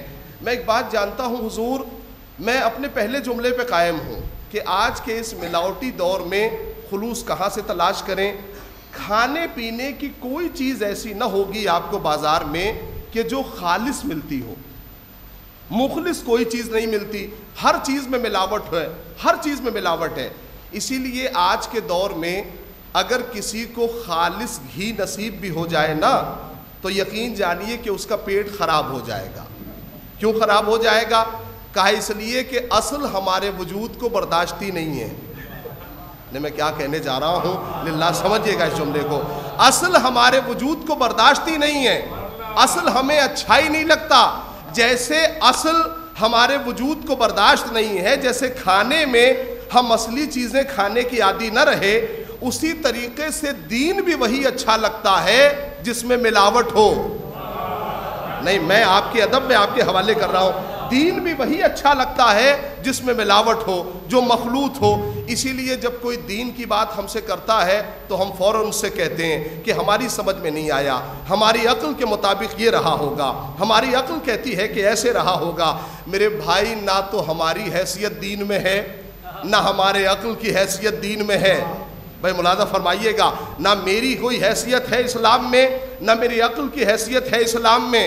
خدا کی قسم میں جملہ آپ کے حوالے کر رہا ہوں، جس طرح ہم کھانے میں ملاوٹی چیزوں کی عادی ہو گئے، ویسے دین بھی وہی پسند ہے جس میں ملاوٹ ہو، جو دین مخلوط ہو۔ اگر ہم نے آدھا دین لیا اور آدھی مرضی شامل کرنے کی کوشش کی تو اس کا نام منافقت ہوگا، دین نہیں ہوگا۔ توجہ ہے آپ کی میں کیا کہہ رہا ہوں؟ اگر ہم نے آدھا دین لیا اور آدھی مرضی شامل کرنے کی کوشش کی تو اس کا نام اسلام نہیں ہے، اس کا نام کیا ہے؟ منافقت ہے. آئیے میں کہاں سے مجلس کو رخ دینے جا رہا ہوں, میں خلوص کو کیسے واضح کروں اس بادم مجمع میں اور صاحبان ادب کے درمیان. میں مسجد میں نماز ادا کرنے کے لیے آیا. دیکھیے میں اپنے بچوں سے ہم کلام ہوں اور ایسی مجلس پڑھنے کا عادی ہوں کہ بعد میں جانے کے بعد نوجوان یہ نہ کہیں کہ پڑھا تو بہت اچھا تھا لیکن سمجھ میں نہیں آئے کہ کیا پڑھا تھا. تو میں یہ چاہتا ہوں کہ جو پڑھا جا رہا ہے وہ بھی سمجھ میں آئے اور بعد میں بھی سمجھ میں آتا رہے. مسجد میں آیا میں اتفاق سے, میں اپنی بات کہہ رہا ہوں. اچھا آپ نے دیکھا ہوگا زندگی ہماری ایسی کروٹ لے چکی ہے کہ دن بھر کا کوئی کام اگر ہم بھولے ہوں تو یقین جانیے کہ دن بھر یاد نہ آئے گا جب تک مصلی پہ کھڑے نہ ہو جائیں. مصلی پہ کھڑے ہوں گے فوراً وہ شے جو ہم بھول چکے ہیں فوراً یاد آنے لگے گی. اتفاق سے میں جیسے ہی مسجد میں آیا میرے بغل میں ایک صاحب ایسے آ کے کھڑے ہوئے جنہوں نے مجھے کبھی نماز پڑھتے ہوئے دیکھا ہی نہیں تھا. میں نے سوچا کہ آج تھوڑی دیر کے لیے, بات سمجھنے کی کوشش کیجیے گا, تھوڑی دیر کے لیے اے میرے خدا جس نے مجھے خلق کیا, کیا مجھے اجازت ہے کہ میں انہیں دکھانے کے لیے اپنی نماز لمبی کر دوں؟ سمجھیے گا, کیا مجھے اجازت ہے کہ میں انہیں دکھانے کے لیے جنہوں نے کبھی مجھے نماز پڑھتے ہوئے نہیں دیکھا تھوڑی دیر کے لیے اپنی نماز کو طویل کر دوں؟ آواز قدرت آئی کہ اگر دکھاوے والی پڑھ رہے ہو تو اجرت بھی اسی سے مانگ لینا, ہم سے مت مانگنا. میں کیا گزارش کر رہا ہوں آپ سے, اجرت بھی اسی سے طلب کرنا, ہم سے مت مانگنا. تو آپ نے ملاحظہ فرمایا کسی بھی چیز میں اللہ کو دکھاوا پسند نہیں ہے, کسی بھی شے میں اللہ کو دکھاوا پسند نہیں ہے. میرے عزیزوں تھوڑا سا اور خلوص واضح ہونا چاہیے کہ خلوص کہتے کسے ہیں. ایک بہت بڑے عالم کا جملہ میں آپ کی عدالت پہ رکھنے جا رہا ہوں. وہ جب خلوص کی مرحلے میں آتے تھے تو اس مثال کو پیش کرتے تھے. کیا لگے کسی بہت بڑے علاقے میں ایک دودھ بیچنے والا تھا. میرے جملے کو یاد رکھیے گا کہ ہمارے وجود کو اصل برداشت نہیں ہے, خالص چیزیں برداشت نہیں ہیں. وہ علاقے میں وہ دودھ بیچنے والا تھا.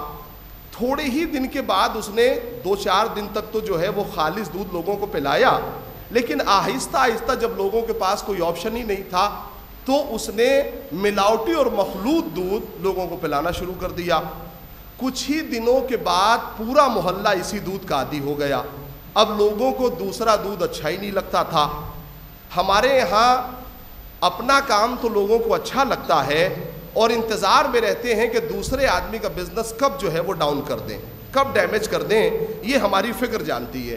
ایک صاحب اس کی طاق میں لگے ہوئے تھے کہ اس کا بزنس بہت اچھا چل رہا ہے, کیا ایسا کام ہو جائے کہ اس کا بزنس جو ہے وہ ڈاؤن ہو جائے. اس کی طبیعت جو ہے اتفاقاً خراب ہو گئی. 2-4 دن تک جب طبیعت خراب رہی تو ایک صاحب طاق میں لگے ہوئے تھے, انہوں نے سوچا کہ کیوں نہ اپنا بزنس جو ہے وہ قائم کر دیا جائے. یہ لوگوں کو ملاوٹی دودھ پلاتا ہے, ہم لوگوں کو اصلی دودھ بیچنا شروع کر دیں. اب علاقے کو اس نے جو ہے اصلی دودھ پلانا شروع کر دیا. کچھ ہی دن کے بعد 2-4 دن کے بعد لوگ آئے شکایت لے کے اس کے دروازے پر اور کہنے لگے بھائی تم سے اچھا تو پہلا ہی والا تھا کہ کم از کم اصلی دودھ تو بیچ رہا تھا. میں اپنی بات سمجھا نہیں پایا. تم سے اچھا تو پہلے ہی والا تھا, کم از کم اصلی دودھ تو بیچ رہا تھا. تم نے ایسا ملاوٹی دودھ پلایا کہ سب کی طبیعت خراب ہو گئی, سب کا مزاج خراب ہو گیا, سب کا پیٹ خراب ہو گیا. پتہ ہے اس نے کیا کہا؟ کہا کہ یہ میری دودھ کی خطا نہیں ہے, تمہارا مزاج ہی خراب ہو گیا. توجہ ہے آپ کی. کہا تمہارا مزاج ہی خراب ہو گیا, اصل تمہارے وجود کو اچھا ہی نہیں لگتا. ایک صلوات پڑھے محمد علیہ. ہاں تمہارا مزاج خراب ہو گیا.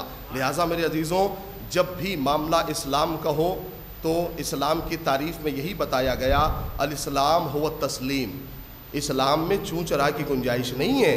اسلام کا مطلب یہ ہے کہ اپنے آپ کو تسلیم کر دینا, اپنے آپ کو جھکا دینا.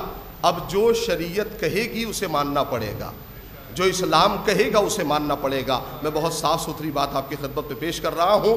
اور ہاں ایک جملہ اور آج کے اس حوالے سے یاد آ گیا. لہٰذا میں سب سے پہلے اس خلوص کو تلاش کرنے جا رہا ہوں اپنی صنف میں. میں لوگوں کو کیوں کہوں کہ کہ لوگ مخلص نہیں ہیں، اسے بعد میں تلاش کروں گا.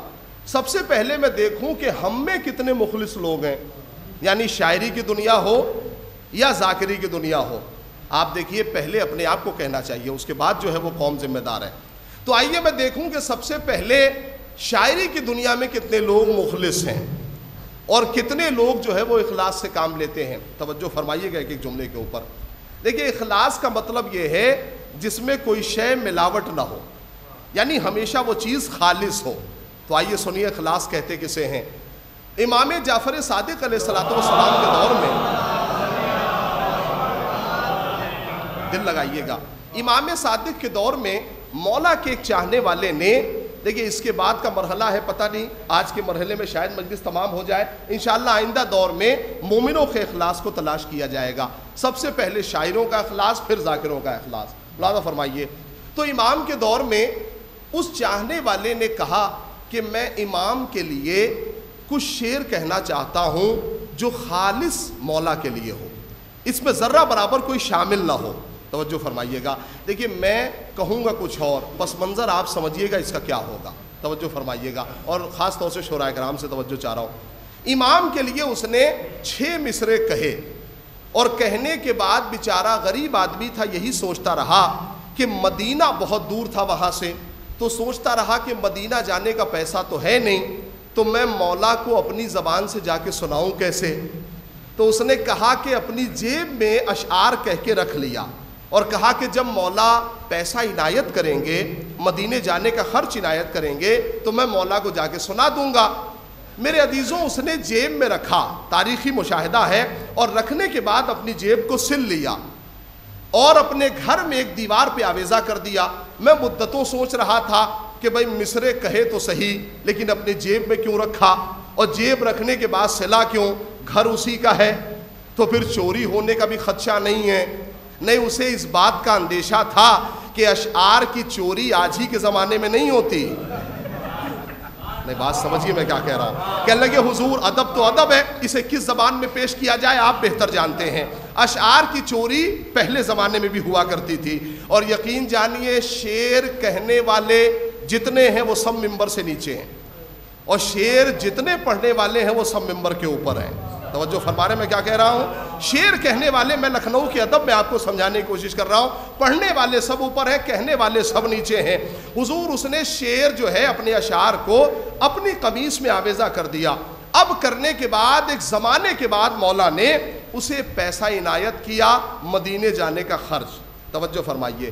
اب اس نے اس قمیص کو اتارا، اتارنے کے بعد زیب تن کیا، اور کرنے کے بعد امام کے خدمت میں جانے لگا. آپ کا تصور امام کے لیے کیا ہے؟ آپ کیا سوچتے ہیں امام کے لیے؟ یہی تو سوچتے ہیں نا کہ ہم جائیں گے 2-4 لوگ مولا کی خدمت میں بیٹھے ہوں گے، اس سے زیادہ کہاں مولا کو لوگ میسر ہوں گے. یقین جانیے اس کے ذہن میں بھی یہی تھا. لیکن جب وہ امام کے دروازے پہ پہنچا نا، تو اس نے کیا دیکھا کہ ہزاروں کا مجمع ہے جو امام سے درس حاصل کر رہا ہے. کم و بیش جو تاریخ نے لکھا کہ 4000 شاگرد امام کی خدمت میں درس حاصل کر رہے تھے. کتنے؟ 4000. اور ان 4000 شاگردوں میں ایک نام ہے جابر ابن حیان کا، جسے فادر آف کیمسٹری کہا جاتا ہے، جس نے علم کیمیا کی بنیاد رکھی ہے، علم کیمسٹری کی بنیاد رکھی ہے. بھائی توجہ نہیں فرمائی آپ نے. ہم تو سمجھ رہے تھے کہ امام کو صرف عربی آتی ہے، امام کو صرف اردو آتی ہے. ہمیں خبر ہی نہیں تھی کہ فادر آف کیمسٹری امام کو کہا جاتا ہے. اور لندن یونیورسٹی کے اندر امام کی محنت کا ایک نسخہ، یعنی جابر ابن حیان کا ایک نسخہ رکھا ہوا ہے. جب اس نسخے کو نکالا گیا نا لندن یونیورسٹی سے، میں پڑھے لکھے لوگوں سے توجہ چاہ رہا ہوں، تو 400 پیجز علم کیمیا کی بنیاد پر لکھے گئے تھے، علم کیمسٹری کی بنیاد پر لکھے گئے تھے. اور پتہ ہے جابر ابن حیان نے ایک جملہ لکھا تھا اس کتاب میں، سنیے بطور خاص.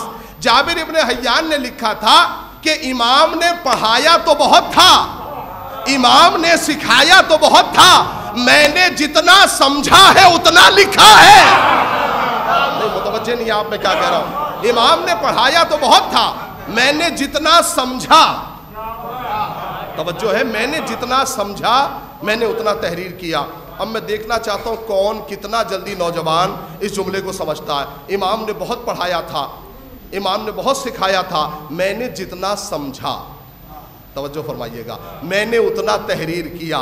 اس کا مطلب ہے کہ امام کے علم پہ انگلی نہیں اٹھائی جا سکتی, امام کے علم پہ انگلی نہیں اٹھائی جا سکتی.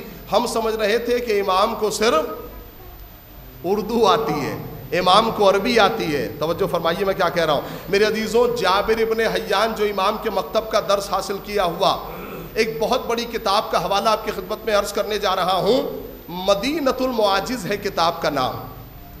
اس میں علامہ ہاشم بہرانی نے لکھا ہے, کبھی موقع ملے تو اس جملے کو پڑھیے گا, کہ آپ جس امام کو چاہتے ہیں, مولا کو چاہتے ہیں, وہ کیوں چاہتے ہیں.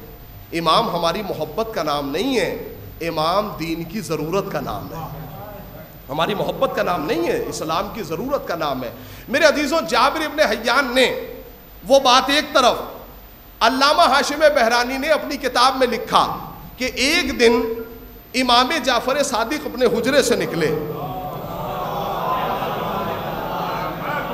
دل لگائیے گا, امام صادق اپنے حجرے سے نکلے اور امام ابو حنیفہ بھی اپنے کمرے سے باہر آئے. دونوں کی ملاقات ایک چوراہے پہ ہوئی. امام ابو حنیفہ نے کیا دیکھا کہ امام صادق کے ہاتھوں میں ایک لکڑی کا عصا تھا. امام ابو حنیفہ آگے بڑھے, بڑھنے کے بعد کہا یا ابن رسول اللہ, یہ آپ کے ہاتھوں میں کیا ہے, یہ آپ کے ہاتھوں میں کیا ہے. تو امام نے کہا کہ نبی کا عصا ہے. جیسے یہ جملہ سنا نبی کے چاہنے والے نے تو چاہا کہ آگے بڑھ کے اسے چوم لیں. جیسے ہی ابو حنیفہ آگے بڑھے, امام نے ایسا پیچھے کر لیا, پیچھے کر لیا. تو ابو حنیفہ نے چاہا اور یہ جملہ کہا, یا ابن رسول اللہ, کیا آپ نہیں چاہتے کہ میں نبی کی عصا کو چوموں, کیا آپ نہیں چاہتے کہ میں نبی کی عصا کو بوسہ دوں. اماموں کا یہ لہجہ تاریخ میں بہت کم ہے جو میں آپ کے حوالے کر رہا ہوں. امام نے اپنی آستینیں پلٹی اور پلٹ کے اپنی کلائی پہ ہاتھ مارا اور کہا, ابو حنیفہ, اس لکڑی میں کیا رکھا ہے, اسے چومو جس میں نبی کا لہو ہے. فرمایا آپ نے, اس لکڑی کے عصا میں کیا رکھا.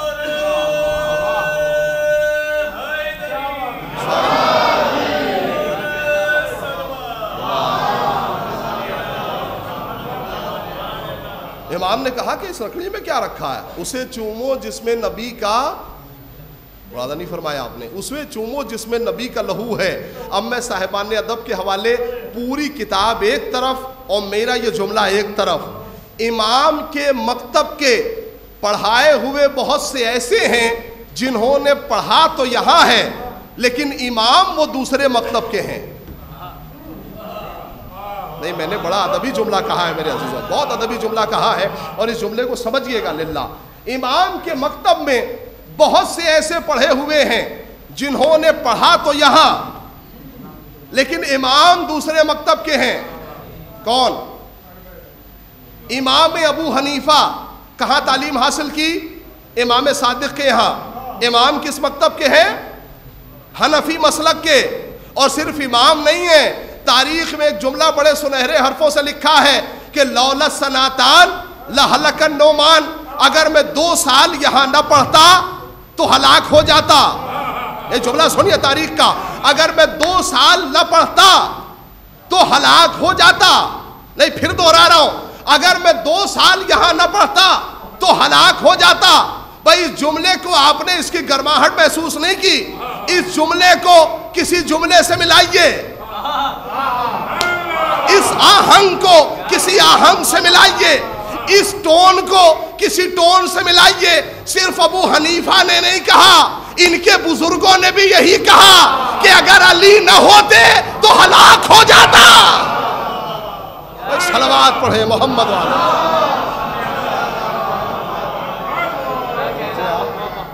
لگے صرف سارے مومنین مل کے جواب.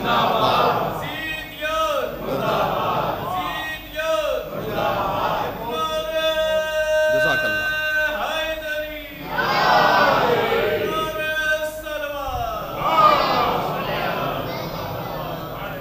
تو آپ نے امام کا رتبہ ملاحظہ فرمایا, امام کی شخصیت ملاحظہ فرمائی. تو اب میں اپنے جملے پہ, آپ نے جب امام کی معرفت حاصل ہو گئی آپ کو, تو میں اپنے جملے پہ واپس آ جاؤں. تو وہ امام کی خدمت پہ پہنچا. پہنچنے کے بعد پتہ ہے اس کے ذہن میں کیا تھا؟ وہ سوچ رہا تھا کہ 2-4 لوگ ہوں گے امام کی خدمت میں. اس نے دیکھا کہ ہزاروں کا مجمع ہے جہاں امام درس دے رہے ہیں. تو اب یہ سوء ادب تھا, اور یہ سوء ادب ہے آج کے زمانے میں, کہ جب بڑے بات کر رہے ہوتے ہیں تو بچے زبان نہیں کھولتے. ٹھیک ہے, یہ ادب ہے آج کے زمانے میں بھی. اس نے جب دیکھا کہ امام کے درس میں تو اتنے شاگرد بیٹھے ہوئے ہیں, تو بیچارہ سب سے پیچھے جا کے بیٹھ گیا, اور یہ سوچنے لگا کہ جب درس تمام ہو جائے گا تو میں اپنی زبان سے جا کے مولا کو سناؤں گا جو میں نے کہا ہوا ہے. توجہ فرمائیے گا, ایک ایک جملے کا ذمہ دار ہوں. تو اس نے کہا کہ جب درس تمام ہو جائے گا سہیل صاحب تب میں جا کے سنا دوں گا. توجہ, اب اس نے جیسے ہی یہ سوچ رہا تھا کہ درس تمام ہو تو میں مولا کو جا کے سناؤں, کہ مولا نے درس دیتے دیتے امام صادق نے اس کے 6 مصروں میں سے جو اس کی جیب میں تھا ان میں سے 2 مصرع پڑھ دیا. میری جان قربان ہو جائے مولا کے اس کلام پر. ان میں سے 2 مصرع جو اس کی جیب میں تھا, جیب کھلی نہیں تھی, چوری کا امکان نہیں تھا, جیب سلی ہوئی تھی, ان میں سے 2 مصرع پڑھ دیا. اب جب 2 مصرع پڑھا تو اس کی حیرت کی انتہا نہ رہی. یہ سوچنے لگا کہ جب سے میں نے کہا ہے جیب میں رکھے ہوئے ہوں, میں نے کسی کو سنایا ہی نہیں, کسی کو بتایا ہی نہیں کہ میں مولا کو ہی جا کے سناؤں گا. توجہ فرمائیے, میں مولا کو ہی جا کے بتاؤں گا. میں مولا سے جا کے سب سے پہلے یہی جملہ کہوں گا شعر سنانے سے پہلے, کہ مولا یہ جس نے بھی سنایا ہے نا یہ اس کا نہیں ہے, مولا یہ میرا ہے, اور میں نے خلوص دل سے آپ کے لیے کہا تھا. میں خلوص کو ملازہ تو فرمائیے, میں نے خلوص دل سے آپ کے لیے کہا تھا, اور مولا یہ جس نے بھی سنایا ہے یہ اس کا نہیں تھا. ابھی یہ ذہن میں گھما ہی رہا تھا, اس کے ذہن میں چل ہی رہا تھا کہ صادق آل محمد نے ان 4 مصروں میں سے 2 مصرع پھر پڑھا. نہیں سنیے گا توجہ کے ساتھ, صادق آل محمد نے پھر پڑھ دیا.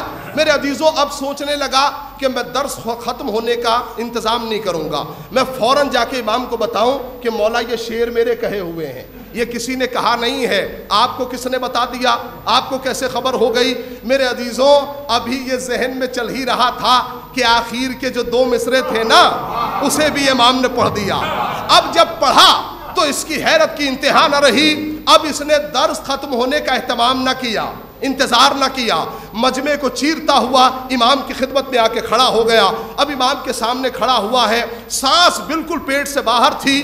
امام نے اس کا چہرہ دیکھا, کہا کیا بات ہے, کیوں گھبرایا ہوا ہے, کیوں چہرے پہ پسینہ ہے. اس نے کہا مولا ابھی جو آپ شعر سنا رہے تھے نا, مولا یہ جس نے بھی سنایا ہے یہ اس کا نہیں تھا, مولا یہ میرا تھا, میں نے خلوص دل سے آپ کے لیے کہا تھا. امام نے کہا اچھا یہ تیرا شعر تھا. امام نے کہا میں نے کب کہا یہ تیرا نہیں ہے. نہیں صاحبان ادب سے توجہ چاہ رہا ہوں. امام نے کہا میں نے کب کہا یہ تیرا نہیں ہے. جیسے ہی امام نے کہا تو اس نے کہا مولا جب میرا ہے تو آپ کو کس نے بتایا. نہیں توجہ چاہ رہا ہوں, آپ کو کس نے بتایا. میرے عزیزوں تاریخ کا جملہ سنیے, وجد میں آ جائیے گا. امام نے کہا یہ تیرا ہے. اس نے کہا جب مولا میرا ہے تو آپ کو کس نے بتایا, آپ کو کس نے خبر کی. امام نے کہا کیا ہمیں بتانے کی ضرورت ہے. توجہ, کیا ہمیں بتانے کی ضرورت ہے. کیا تو نے قرآن کریم کی آیت نہ پڑھی کہ مومنین جو بھی سچے دل سے کہہ دیں, خلوص نیت سے کہہ دے, اسے یا تو خدا دیکھتا ہے یا اللہ کا رسول دیکھتا ہے یا ہم مومنین دیکھتے ہیں. ایک صلوات پڑھ دے محمد.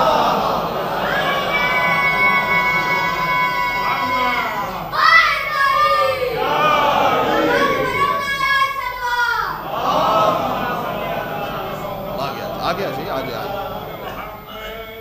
ایک اور نعرہ صلوات ارشاد فرمانا. فرمایا آپ نے تو خلوص نیت شرط ہے, خلوص نیت شرط ہے, اور خلوص میں دکھاوے کی گنجائش ذرہ برابر نہیں ہے. آپ متوجہ ہیں میرے عزیزوں. ہاں لیکن مجلس اور تھوڑی مضبوط ہوتی جا رہی ہے, جیسے جیسے علماء کرام کی شرکت ہے مجلس مضبوط ہوتی جا رہی ہے. دیکھیے ایک بات آپ کی خدمت میں عرض کر دوں, خلوص کا مطلب کہ ذرہ برابر دکھاوے کی گنجائش نہیں. ٹھیک ہے, توجہ. میرے عزیزوں لیکن خلوص کے ساتھ ساتھ دوسرا جو عمل ہے جس پہ توجہ قرآن نے دلائی ہے، مومنین کو یہ بھی دیکھنا ہے کہ اس خلوص کے ذریعے سے جتنا کمایا ہوا مال آیا ہے اس میں حلال کتنا شامل ہے اور حرام کتنا شامل ہے۔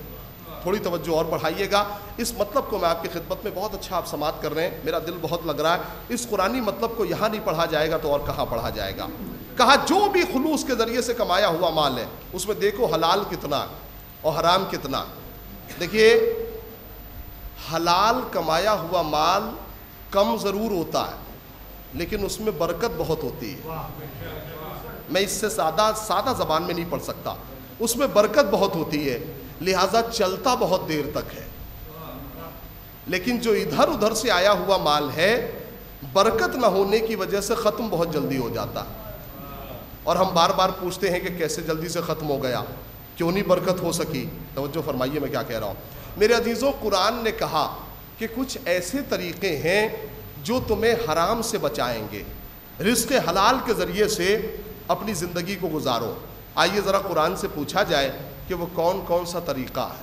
بالکل قرآنی ادب میں اتر کے میں آپ سے بات کر رہا ہوں، کون کون سا طریقہ ہے؟ کہا سنو، 4 طریقے ہیں رزق حلال حاصل کرنے کے۔ مجلس کا یہ بالکل گولڈن جو ہے وہ پہلو ہے جو آپ کے حوالے کر رہا ہوں۔ 4 طریقے ہیں رزق حلال کو حاصل کرنے کے۔ کون کون سے؟ پہلا طریقہ ہے زراعت کا، جو ہمارے یہاں سے ختم ہو گئی۔ زراعت یعنی کھیتی باڑی، توجہ فرمائیے گا، کھیتی باڑی۔ قرآن نے کہا، توجہ، قرآن نے کہا بسم اللہ الرحمن الرحیم اَأَنْتُمْ تَزْرَعُونَهُ أَمْ نَحْنُ الزَّارِعُونَ، کیا تم سمجھتے ہو کہ یہ کھیتی تم کر رہے ہو؟ نہیں بلکہ ہم کر رہے ہیں۔ قرآن کا لب و لہجہ تو دیکھیے، اتار چڑھاؤ تو دیکھیے۔ ہر محنت کرنے والے کو اللہ نے سراہا ہے، ہر محنت کرنے والے کی اہمیت کی ہے۔ اور میرے عزیزوں ایک جملہ یاد رکھیے گا، کبھی موقع ملے تو تاریخ کا بہت بڑا پہلو ہے جو آپ کے حوالے کر رہا ہوں، کبھی موقع ملے تو اپنی زندگی میں سٹڈی کیجئے گا، سوچئے گا کہ اللہ نے اپنے بڑے بڑے نبیوں سے چھوٹے چھوٹے کام کرائے۔ کیا مطلب ہے؟ جناب نوح بڑھئی تھے، جناب موسیٰ لوہار تھے، اے میرے اللہ یہ اتنے بڑے انبیاء اور کام اتنے چھوٹے، یہ کیوں کرا رہا ہے؟ کہا اس لیے کہ اس دنیا میں کسی کو حق حاصل نہیں ہے کہ وہ کسی چھوٹے کام کو برا کہہ دے۔ سوچئے گا میں جو بات آپ کی خدمت میں عرض کر رہا ہوں، اس دنیا میں کسی کو حق حاصل نہیں کہ وہ کسی چھوٹے کام کو برا کہہ دے۔ آج جو دنیا پریشان ہے نا، میں ایک فارمولہ آپ کے حوالے کر رہا ہوں، حضور پوری دنیا میں کوئی ایسا نوجوان آپ کو نہیں ملے گا کہ جو محنت کر رہا ہو اور بھوکا ہو، کوئی ایسا نوجوان نہیں ملے گا۔ اگر محنت کر رہا ہے تو اللہ رزق جو ہے وہ اسے دے رہا ہے، دل لگا کے سنیے گا۔ تو پہلا رزق حلال حاصل کرنے کا طریقہ زراعت کا، دوسرا طریقہ اللہ نے بتایا صنعت کا۔ پہلا زراعت، دوسرا صنعت، دل لگائیے، دوسرا صنعت۔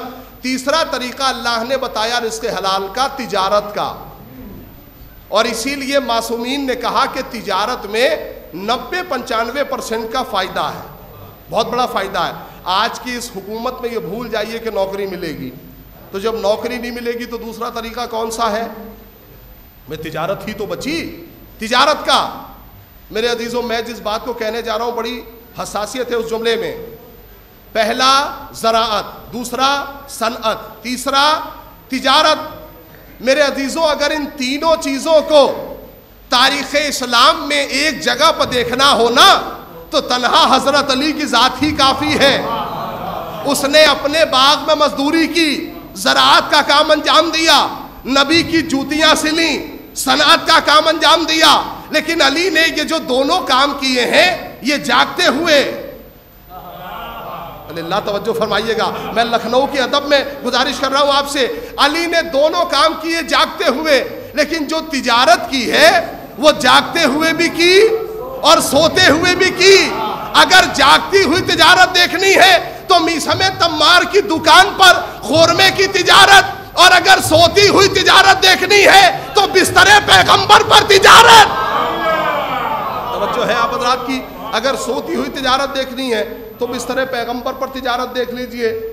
میں جب تجارت کی گفتگو کرنے لگا تو ایک نوجوان نے مجھ سے پوچھا مولانا کیا ممکن ہے کہ 1 نمبر کی تجارت میں اتنا بڑا فائدہ ہو جائے کہ انسان اچھا گھر بھی اس سے کر لے, مکان کا کرایہ بھی دے دے, اور ساتھ ہی ساتھ بچوں کو پڑھا بھی لے اور اچھا اچھا کھانا بھی کھا لے. بہت صاف ستھرے لہجے میں بات کرنے کا عادی ہوں, وہی آپ کے حوالے کر رہا ہوں. مولانا کیا 1 نمبر کی تجارت میں اتنا بڑا فائدہ ہے کہ یہ سارے کام ہو جائیں؟ میں نے کہا ہاں. تمہیں مثال قرآن سے چاہیے یا تاریخ سے؟ کہا کوئی سی مثال دے دیجئے چلے گا. میں نے کہا سنو, تجارت 1 نمبر ہو اور فائدہ بہت بڑا ہو, میں آپ کے حوالے کر رہا ہوں گفتگو. کہا سنو, یہ بتاؤ کہ میثم تمار تاجر تھے یا نہیں تھے؟ تاجر تھے. کہا ہمارا تاجر تھے. آپ اس سے ثابت کیا کرنا چاہ رہے ہیں؟ میں نے کہا سنو, میثم تمار کی تجارت خورمے کی تجارت تھی. اکثر ایسا ہوتا تھا کہ تجارت کرتے کرتے, کھجور بیچتے بیچتے جب کام سے کہیں باہر چلے گئے تو حضرت علی اس دکان پر بیٹھتے تھے. نہیں متوجہ نہیں آپ میں کیا کہہ رہا ہوں. کہا حضرت علی اس دکان پر بیٹھتے تھے. کہا مولا کے دکان پر بیٹھنے سے کیا ثابت کریں گے؟ میں نے کہا سنو, علی کے قدم وہاں جا ہی نہیں سکتے جہاں 2 نمبر شامل ہو. توجہ فرمائیے میں کیا کہہ رہا ہوں. کہا مولا کائنات کے قدم وہاں جا ہی نہیں سکتے جہاں ذرہ برابر ادھر ادھر کا حساب ہو. توجہ کیسے؟ میں نے کہا میں وہاں سے ثابت کر رہا ہوں جہاں سے آپ حضرات کی عقلیں پہنچ جائیں گی, ذہن پہنچے گا. مولائے کائنات کی آخر عمر میں جو جوتی تھی نا, اس میں کم از کم بہت سارے پیوند لگے ہوئے تھے, سلی ہوئی تھی. تو ایک صحابی نے کہا کہ مولا اس جوتی کو بدل کیوں نہیں لیتے؟ مولا دوسری جوتی خرید لیجئے نا, یہ جوتی بڑی بوسیدہ جوتی ہے. تو مولا نے کہا اس جوتی کی شرف کا احاطہ ہم سے مت لگاؤ. کہا مولا کیا کہنا چاہتے ہیں؟ کہا کہ یہ جوتی تمہاری حکومت سے زیادہ افضل ہے, تمہارے تخت و تاج سے زیادہ افضل ہے. کہا مولا یہ کہاں بوسیدہ جوتی اور کہاں یہ تخت و تاج؟ مولا نے کہا سنو, یہ تخت وہ ہے جس پہ کبھی باطل بیٹھا, کبھی حق نے قدم رکھا, لیکن یہ جوتی وہ باشرف ہے کہ کبھی باطل نے قدم نہیں رکھا. یہ جوتی اتنی اہمیت والی ہے کہ کبھی اس میں باطل نے قدم نہیں رکھا. یہ شیعت کا افتخار ہے کہ عدالت اصول دین میں ہے. یہ بہت بڑی بات آپ کی خدمت میں کہہ رہا ہوں. یہ شیعت کا افتخار ہے کہ عدالت اصول دین میں ہے. دوسرے قوموں میں پتہ نہیں وہ اللہ کو عادل مانتے ہیں یا نہیں مانتے, مجھے اس سے بحث نہیں ہے. ہاں لیکن ان کے ہاں عدالت کا تصور نہیں ہے. اسی لیے جب بھی بات جو ہے اصول دین کی ہوتی ہے تو 3 ہے ان کے یہاں اصول دین. ٹھیک ہے, ہمارے یہاں اصول دین کتنے ہیں؟ 5 ہیں. بولیے نا, گھبرا رہے ہیں آپ. ہمارے یہاں اصول دین 5 ہیں, ان کے یہاں اصول دین 3 ہیں. توجہ میرے عزیزوں, یہ افتخار ہے شیعت کا کہ عدالت اصول دین میں ہے.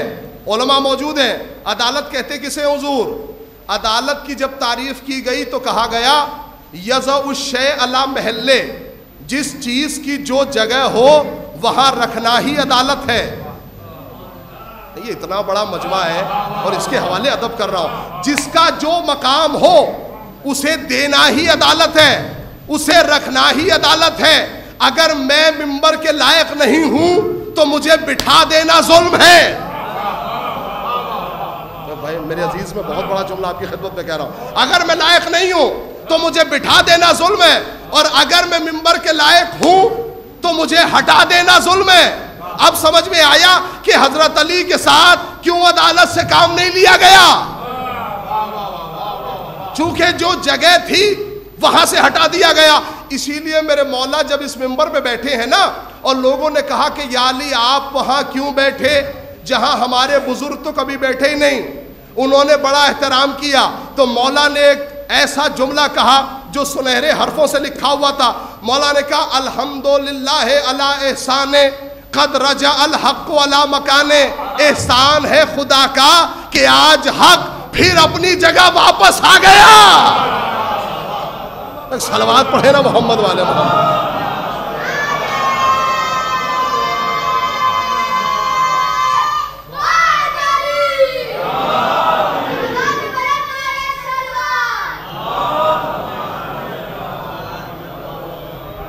احسان ہے خدا کا.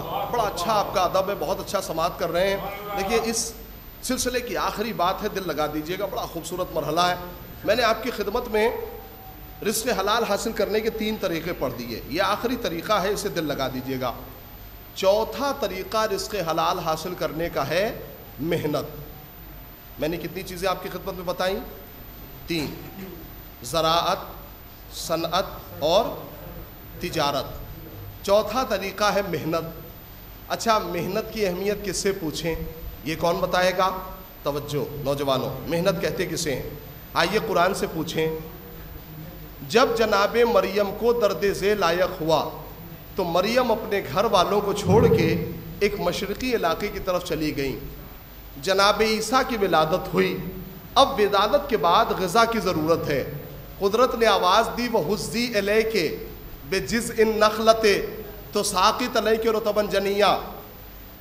مریم ایسا کرو، کھجور کا تنا ہلاؤ، کھجوریں گریں گی، استعمال کرو. نہیں، دل نہیں لگایا آپ نے. جناب عیسیٰ کی ولادت ہوئی جاڑے کے زمانے میں، کھجوریں ہوتی ہیں گرمیوں کے زمانے میں. بھئی یہ بات تو سبھی جانتے ہیں. اللہ کہہ رہا مریم جناب عیسیٰ کی ولادت سے پہلے تو ہم دے رہے تھے، اب ولادت کے بعد ہم نہیں دیں گے. کھجور کا تنا ہلاؤ، کھجوریں گریں گی، استعمال کرو. اے میرے اللہ، ولادت سے پہلے تو خود دے رہا تھا، اب کہہ رہا نہیں، کھجور کا تنا ہلاؤ. پروردگار کیوں نہیں دے رہا ہے؟ کہا اگر میں دے دیتا تو محنت کی اہمیت کیسے پتا چلتی؟ محنت کرنا تمہارا کام ہے، رزق دینا میرا کام ہے. محنت تمہاری ذمہ داری ہے، رزق کی ذمہ داری کس کی ہے؟ رزق کی ذمہ داری میری ہے. اچھا، اگر یہاں تک بات پہنچ گئی تو اس آخری بات کو بڑی جلدی سے پڑھ دوں. اس پوری کائنات میں سب سے زیادہ جس نے محنت کی اس کا نام کیا ہے؟ سرکار ختمی مرتبت. اس سے زیادہ تو کوئی محنت کرنے والا نہیں گزرا. لیکن ہم نے دیکھا کہ ایک موقع ایسا آیا کہ نبی سے بھی کہہ دیا گیا اگر تم نے اسے نہ پہنچایا، نہیں صاحبان ادب توجہ فرمائیے گا، اگر تم نے اسے نہ پہنچایا، نبی کی ساری محنت ایک طرف، اعلان ولایت ایک طرف، اگر تم نے اسے نہ پہنچایا، گویا رسالت کا کوئی کام انجام نہ دیا. نہیں متوجہ ہے آپ حضرات پہ کیا کہہ رہا ہوں؟ اگر تم نے اسے نہ پہنچایا، رسالت کا کوئی کام انجام نہ دیا. نہیں اس واقعے کی اہمیت سننا چاہتے ہیں آپ؟ یہ صاحب نظامت کر رہے تھے نا، ابھی نظامت فرما رہے تھے. ان سے اگر کوئی صاحب کہیں کہ آپ اعلان کر دیجئے ایک چیز کا، تو یہ موضوع پوچھیں گے نا کہ کس چیز کا اعلان کروں؟ مجلس چہلم کی ہے، چھماہی کی ہے، کہیں محفل ہوگی، یعنی نظامت کو بھی موضوع چاہیے نا. بات سمجھیے گا میں کیا کہہ رہا ہوں؟ نظامت کو موضوع چاہیے، کس چیز کا اعلان ہونا ہے بتایا جائے گا تبھی تو اعلان کریں گے. یہ ناظم صاحب، پیغمبر نے غدیر کے موقع پہ ایک صاحب سے کہا کہ جو آگے بڑھ گئے ہیں انہیں پیچھے بلاؤ، جو پیچھے رہ گئے ہیں ان کا انتظار کرو. تو اس نے پلٹ کے نبی سے پوچھ لیا، یا نبی اللہ آپ نے عنوان نہیں بتایا، آپ نے عنوان نہیں بتایا، جو آگے بڑھ گئے انہیں کیا کہہ کے بلاؤں؟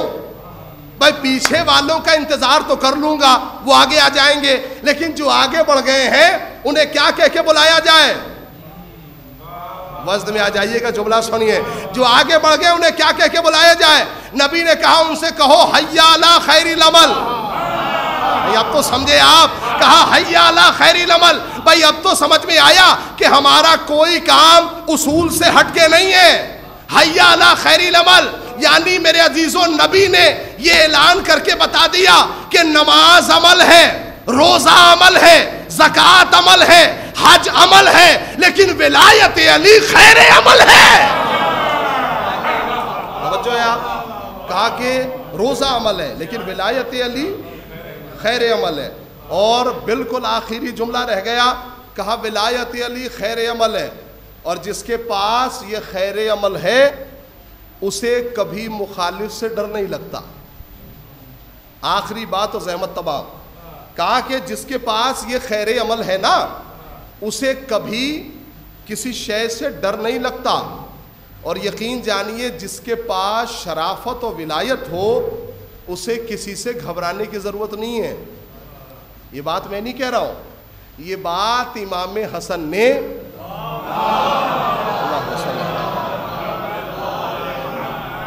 یہ بات امام حسن نے کس سے کہی؟ امیر شام سے۔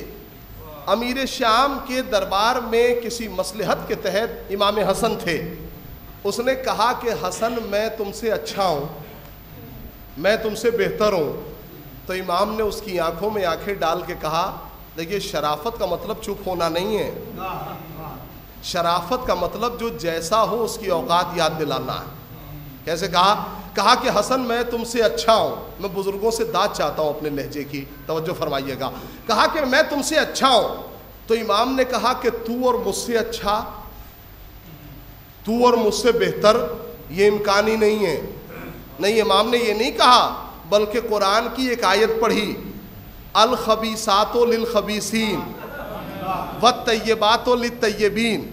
امام نے کہا کہ خبیث کا ساتھی خبیث ہوتا ہے، متوجہ نہیں آپ میں کیا کہہ رہا ہوں۔ امام نے کہا خبیث کا ساتھی خبیث ہوتا ہے، طیب و طاہر کا ساتھی طیب و طاہر ہوتا ہے۔ نہیں، جملہ بدل کے کہوں آپ کے ادب میں آپ کے حوالے، طیب و طاہر کا ساتھی طیب و طاہر ہوتا ہے، نہیں، جس کا مزاج جس سے ملتا ہے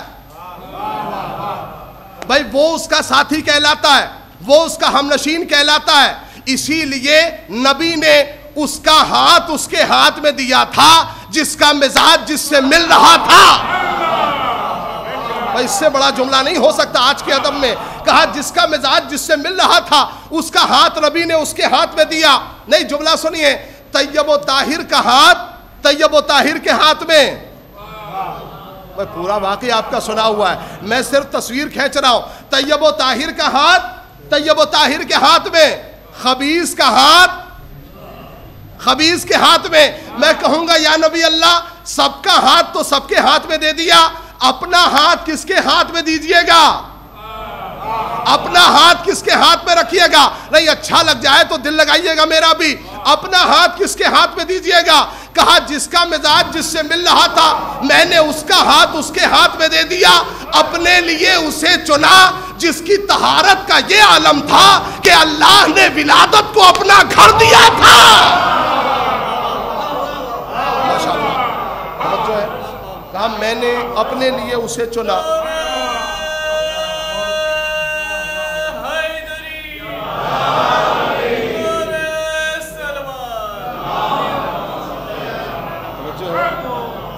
میرے بزرگوں نے میرا دل بڑھا دیا، حوصلہ بڑھا دیا، لہٰذا اس جملے کو کہہ کے مجلس کو تمام کروں۔ کہا حضور معاملہ یہ ہے، امام نے کہا الخبیثات للخبیثین والطیبات للطیبین۔ امام نے کہا کہ تو اور مجھ سے اچھا یہ ہو ہی نہیں سکتا، تو اور مجھ سے بہتر یہ امکان نہیں ہے۔ تو پتہ ہے اس نے پلٹ کے کیا کہا امام سے؟ اس نے کہا کہ جب حکومت کی بات آئی تو لوگوں نے مجھے ووٹ دیا، آپ کو تو کنارے کر دیا، آپ کو کہاں ووٹ دیا؟ جب حکومت کی بات آئی تو مجھے ووٹ دیا لوگوں نے۔ پتہ ہے امام حسن نے کیا کہا آگے بڑھ کے؟ میں آپ کی محبت امام کے حوالے کر رہا ہوں۔ تو امام نے کہا کہ جس نے تجھے ووٹ دیا ہے وہ دو قسم کے لوگ ہیں، بعض وہ ہیں جو تیرے چاپلوس ہیں، بعض وہ ہیں جو تجھ سے ڈر کے تجھے یہاں تک لے کے آئے ہیں۔ امام نے کہا جو تیرے چاپلوس ہیں ان پہ قرآن کی لعنت، جو تجھ سے ڈر رہے ہیں ان پہ اللہ کی لعنت۔ امام نے کہا جس نے تجھے ووٹ دیا، میں اس سال کا سب سے خوبصورت جملہ آپ کے حوالے کر رہا ہوں، میں دیکھتا ہوں کیسے آپ سماعت کریں گے اس جملے کو۔ امام نے کہا جس نے تجھے ووٹ دیا وہ دو قسم کے لوگ تھے، بعض چاپلوس، بعض تجھ سے ڈرے ہوئے۔ یعنی امام نے پورے یو پی کے الیکشن کا نقشہ کھینچ دیا اور کیا کہا؟ دو طرح کے ووٹنگ ہو رہی ہے، دو اعتبار کے لوگ ووٹ دے رہے ہیں، بعض وہ ہیں جو ڈرے ہوئے ہیں، بعض وہ ہیں جو تجھ سے ڈر کے تجھے ووٹ دے رہے ہیں۔ امام نے کہا جملہ سنیے، بڑا خوبصورت جملہ تاریخ کا ہے۔ امام نے کہا سن، تو نے تو کہہ دیا کہ میں تجھ سے اچھا ہوں، لیکن میں کبھی نہیں کہوں گا کہ میں تجھ سے بہتر ہوں۔ صاحبان ادب سن رہے ہیں، اس جملے کو سنیے گا، آخری جملہ ہے۔ کہا کہ تو نے کہہ دیا کہ میں تجھ سے اچھا ہوں، لیکن میں کبھی نہیں کہوں گا کہ میں تجھ سے بہتر ہوں۔ میں نے کہا مولا کیوں نہیں کہیں گے؟ اب تک تو آپ کہہ رہے تھے، اب کیوں نہیں کہیں گے؟ کہا نہیں، बेहतर वहां बोला जाता है जहां सामने वाले में कुछ हो। तवज्जो है, कहने लगे भाई उलमा बैठे, इनसे आप पूछिए, अफलुत तफजील एक सेगा है, इसका इस्तेमाल वहां होता है जहां एक बेहतर हो और दूसरा कमतर हो। इमाम ने कहा तूने कह दिया कि मैं तुझसे अच्छा हूं, लेकिन मैं कभी नहीं कहूंगा कि मैं तुझसे बेहतर हूं। नहीं, शोराए कराम के हवाले कर रहा हूं। अब तक आप वो काफिये सुन रहे थे जो हम लोग लगाते हैं, अब वो काफिया पढ़ रहा हूं जो इमाम हसन ने लगा के दिया है। जुमला सुनिए, इमाम ने कहा सुन, तूने कह दिया कि मैं तुझसे अच्छा हूं, लेकिन मैं कभी नहीं कहूंगा। मौला क्यों कहा? इसलिए कि अल्लाह ने जैसे हमें रज़ाइल से दूर रखा है वैसे ही तुझे फज़ाइल से दूर रखा है। इमाम ने काफिया मिला के दिया, कहा कि अल्लाह ने जैसे हमें रज़ाइल से दूर रखा वैसे ही तुझे फज़ाइल से दूर रखा। फज़ाइल छीनने से नहीं आते, फज़ाइल के लिए ज़हमत करनी पड़ती है, फ़ज़ाइल के लिए मेहनत करनी पड़ती है भाई। इसीलिए तो किसी शायर का बड़ा खूबसूरत शेर है, फ़ज़ाइल के लिए रातों को सहर करना पड़ता है, रातों को जागना पड़ता है। मेरे अजीज़ों, अल्लाह इनसे इतना राज़ी था कि बहुत से नमाज पढ़ने वाले ऐसे हैं कि अल्लाह फिर कह रहा है ज़्यादा इबादत करो, ज़्यादा नमाज़ें पढ़ो, लेकिन इनकी इतनी नमाजें हैं कि अल्लाह कह रहा है कुमिल लैल इल्ला कलीला, रातों को ज़रा सो जाया करो, रातों को ज़रा आराम कर लिया करो। हुक्म खुदा से मुसल्ले पे जाना और है, हुक्म खुदा से मुसल्ला छोड़ के आराम करना और है।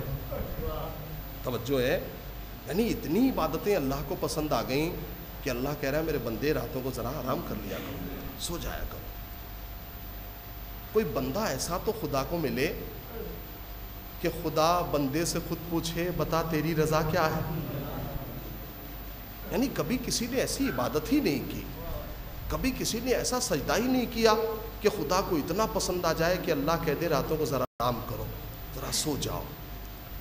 अहले बैत हमारी मोहब्बत का नाम नहीं है, अहले बैत इंसानियत की ज़रूरत का नाम है।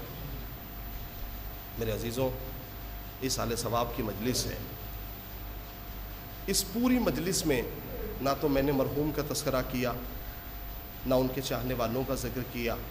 क्यों?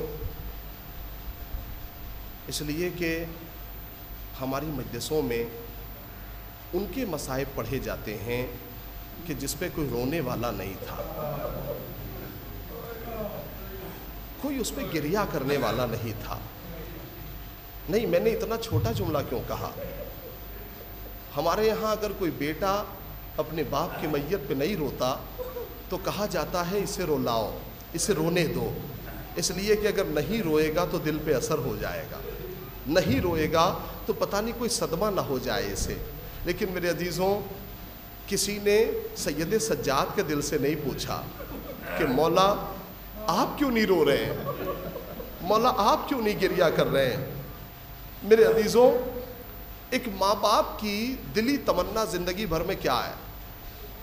मैंने एक बूढ़े बाप से पूछा कि ये बताइए कि आपके दिल में कोई तमन्ना है? तो उन्होंने कहा हाँ, एक तमन्ना है क़िबला कि मेरे नौजवान के कंधे पर मेरा जनाजा कब्रस्तान चला जाए। मेरे अजीज़ों, आवाज़ मत दबाइएगा लिल्लाह, मैं आपसे गुजारिश कर रहा हूँ। फ़ज़ाइल में मैंने आपसे नहीं कहा आप कैसे सुने, लेकिन मसाइब की दुनिया में आपसे गुजारिश कर रहा हूँ, चूँकि सैयदा ने रोने का तरीक़ा बताया है, कैसे रोया जाता है। जनाब अबू बसीर बैठे हुए थे मिंबर के ऊपर, इमाम मिंबर के नीचे। मौला ने कहा अबू बसीर क्या कर रहे हो? कहा मौला मैं मसाइब पढ़ के रो रहा हूँ, गिरिया कर रहा हूँ। अबू बसीर से जैसे पूछा तो अबू बसीर ने कहा मौला आपको यकीन नहीं है? कहा नहीं।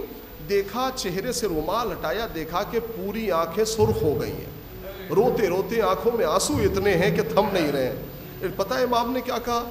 अबू बसीर मेरे जद पे ऐसे मत रोया करो, ऐसे रोया करो जैसे किसी भरे घर से जवान की मैयत निकल रही है। इमाम ने अपने रोने वालों को अपने जद पे रोने का तरीक़ा बताया। मेरे अजीज़ों, मजलिस तमाम हो जाती लेकिन मजलिस का हक़ अदा नहीं हुआ, लिहाजा ये जुमला सुनिए। किसी भी बुज़ुर्ग से पूछा जाता है तो वो कहता है कि मेरे कांधे पर, नौजवान के कांधे पर मेरा जनाजा कब्रिस्तान चला जाए। मैंने एक जवान बेटे को करबला में इतना मजबूर देखा, खुदा की कसम, कि बाप का जनाजा पड़ा हुआ है और जवान जब भी रोता है तो चेहरे का रंग मुतगैर होता है। मेरे अजीज़ों, एक फूफी ने अपने भतीजे को देखा, कहा है बेटा क्या इस आलम गुर्बत में तुम भी साथ छोड़ दोगे? चेहरे का रंग उस बेटे के पीला पड़ रहा था। तो इमाम ने क्या कहा, ए फूफी अम्मा, इन लोगों ने अपने नजिस जनाजों को तो दफन कर दिया, लेकिन मेरे बाबा का जनाजा बेगोरों कफन पड़ा हुआ है। अल्लाह इन आवाज़ों पर रहमत मांगे। अल्लाह आपको कोई गम ना दे सिवाय गम मज़लूम करबला के। बात तमाम हो जाती। मेरे अजीज़ों, एक जुमला और मसाइब का रह गया है। ये कह के गुजारिश करूँगा, कभी मौका मिले आपको तो आप अपना मरसिया छोड़ के, मौका मिले तो इमाम ज़माना का मरसिया पढ़िएगा। कभी इमाम ज़माना जब अहले बैत पे रोते हैं तो कैसे रोते हैं, कैसे रोते हैं तड़प के। पता इमाम ने क्या कहा?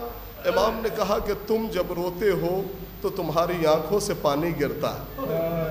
मैं मरहूम के बेटे से गुजारिश कर रहा हूँ, इस जुमले को उनके हवाले कर रहा हूँ। कहा तुम जब रोते हो तो तुम्हारी आंखों से पानी गिरता है, लेकिन मैं जब हुसैन की याद में रोता हूँ तो मेरी आंखों से खून गिरता। नहीं, इमाम का जुमला आपने इतनी आसानी से सुन लिया। इमाम ने कुछ सलाम कहलाए करबला वालों को, और कभी ज़ियारत नाहिया पढ़िए तो इस सलाम की अहमियत समझ में आए। इमाम ने कहा सुनो, पहला सलाम इमाम हुसैन को किया। कहा मेरा सलाम हो हुसैन के सीने पर जिस पे शिमर बैठा हुआ था और अपने हाथों से हुसैन की बेहुरमती कर रहा था। पहला सलाम हुसैन के सीने को कहलाया। दूसरा सलाम सुनिएगा, आपका जिगर बाहर आ जाएगा। इमाम ने कहा पहला सलाम हुसैन को किया, दूसरा सलाम इमाम ने करबला के नौनिहालों को किया। कहा मेरा सलाम हो करबला के उन नौनिहालों पर जिसे ऐसे पामाल किया गया, ऐसे पामाल किया गया कि उनके दाएं तरफ की पसलियां बाएं तरफ से बाहर आ गई। आप रो रहे, गिरिया कर रहे। इस आखिरी जुमले की और तिलावत करता हूँ मेरे अजीज़ों, और थोड़ा सा आंसुओं का नजराना सैयदा के हवाले कर दीजिएगा। नहीं, उससे पहले एक हसास पहलू आपके हवाले करूँ। मेरे अजीज़ों, कुछ मोहब्बतें ऐसी हैं ना जो किताबों में नहीं मिलेंगी। उन मोहब्बतों को समझना होगा, जैसे बाप बेटे की मोहब्बत, बाप बेटी की मोहब्बत। इतना ज़रूर किताबों में है कि बाप बेटी से मोहब्बत करता है, लेकिन किसी किताब में ये नहीं है कि जब बाप कहीं सफ़र पे बाहर जा रहा हो तो बेटी दरवाजे पे इंतज़ार कर रही होती है, आंखें लगा के बैठी होती है, मेरा बाबा सफ़र से वापस आ रहा होगा। ये मोहब्बत किताब में नहीं मिलेगी। इस जुमले को सुन लिया आपने, मजलिस तमाम हो गई। ये जुमला इमाम का सुनिए, जहाँ सारे सलाम इमाम ने कहलवाए, एक सलाम बड़ा अजीब सलाम कहलाया। इमाम ने कहा मेरा सलाम हो हुसैन की उस बच्ची के ऊपर जिसका सिन तो बहुत कम था लेकिन मसाइब बहुत ज़्यादा थे। करबला से लेके कूफा और कूफे से लेके शाम तक उसे इतने तमाचे पड़े, इतने ताजियाने पड़े कि चेहरे का रंग कभी पीला पड़ता था, कभी सुर्ख हो जाता था। इमाम ने सकीना को सहलाम कहलवाया। हुसैन की बच्ची इतनी गमज़दा थी, इतने तमाचे पड़े कि सिन बहुत कम था, लेकिन मसाइब बहुत सारे। इन्ना लिल्लाह व इन्ना इलैहि राजिऊन। रज़म बिक़ज़ाइही व तस्लीमन लिअम्रिही।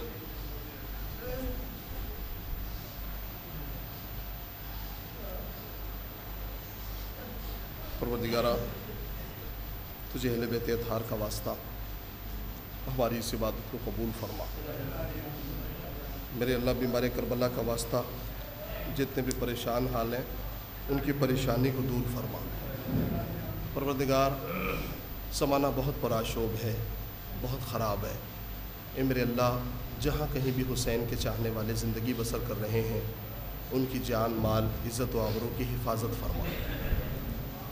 मेरे अजीज़ों, इन सारी दुआओं में मैं जब भी कहीं बाहर जाता हूँ तो कोशिश करता हूँ कि मसाइब अहले बैत अत्हार जब हो रहे हों और दिल नरम हो, आँखों से आंसू गिर रहे हों, तो हमेशा अपने हक़ में, मोमिनीन के हक़ में दुआएं किया कीजिए।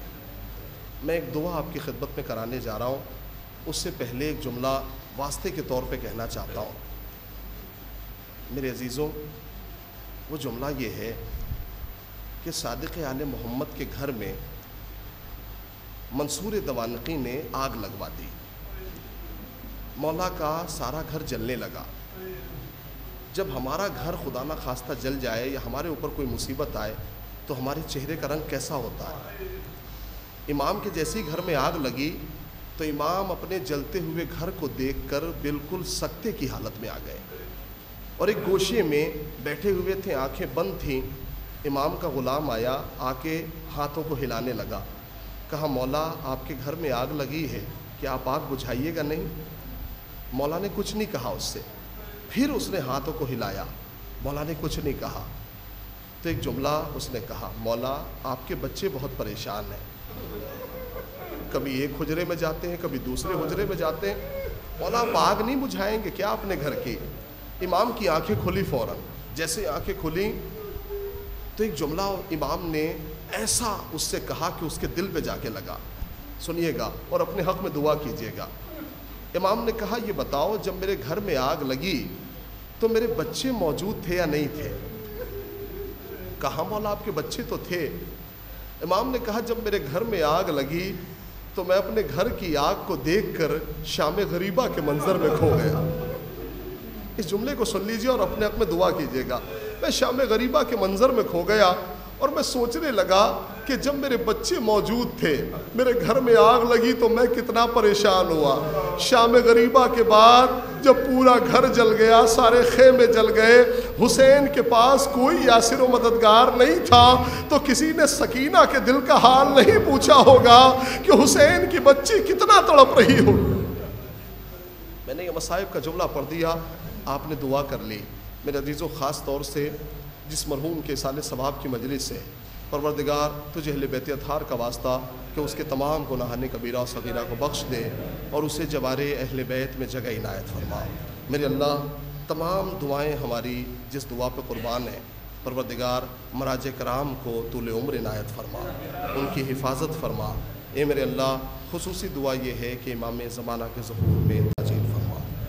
آپ حضرات سے گزارش ہے کہ ایک مرتبہ سورہ الحمد اور 3 مرتبہ سورہ اخلاص کی تلاوت فرما کر سید مشتاق حسین، سید مشتاق احمد مرحوم ابن سید ظفر حسنین مرحوم کی ارواح کو شامل صراط المستقیم غیر المغضوب علیہم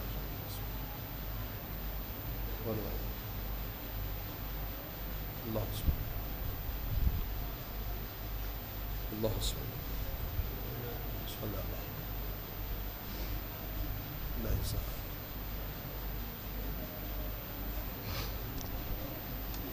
سورہ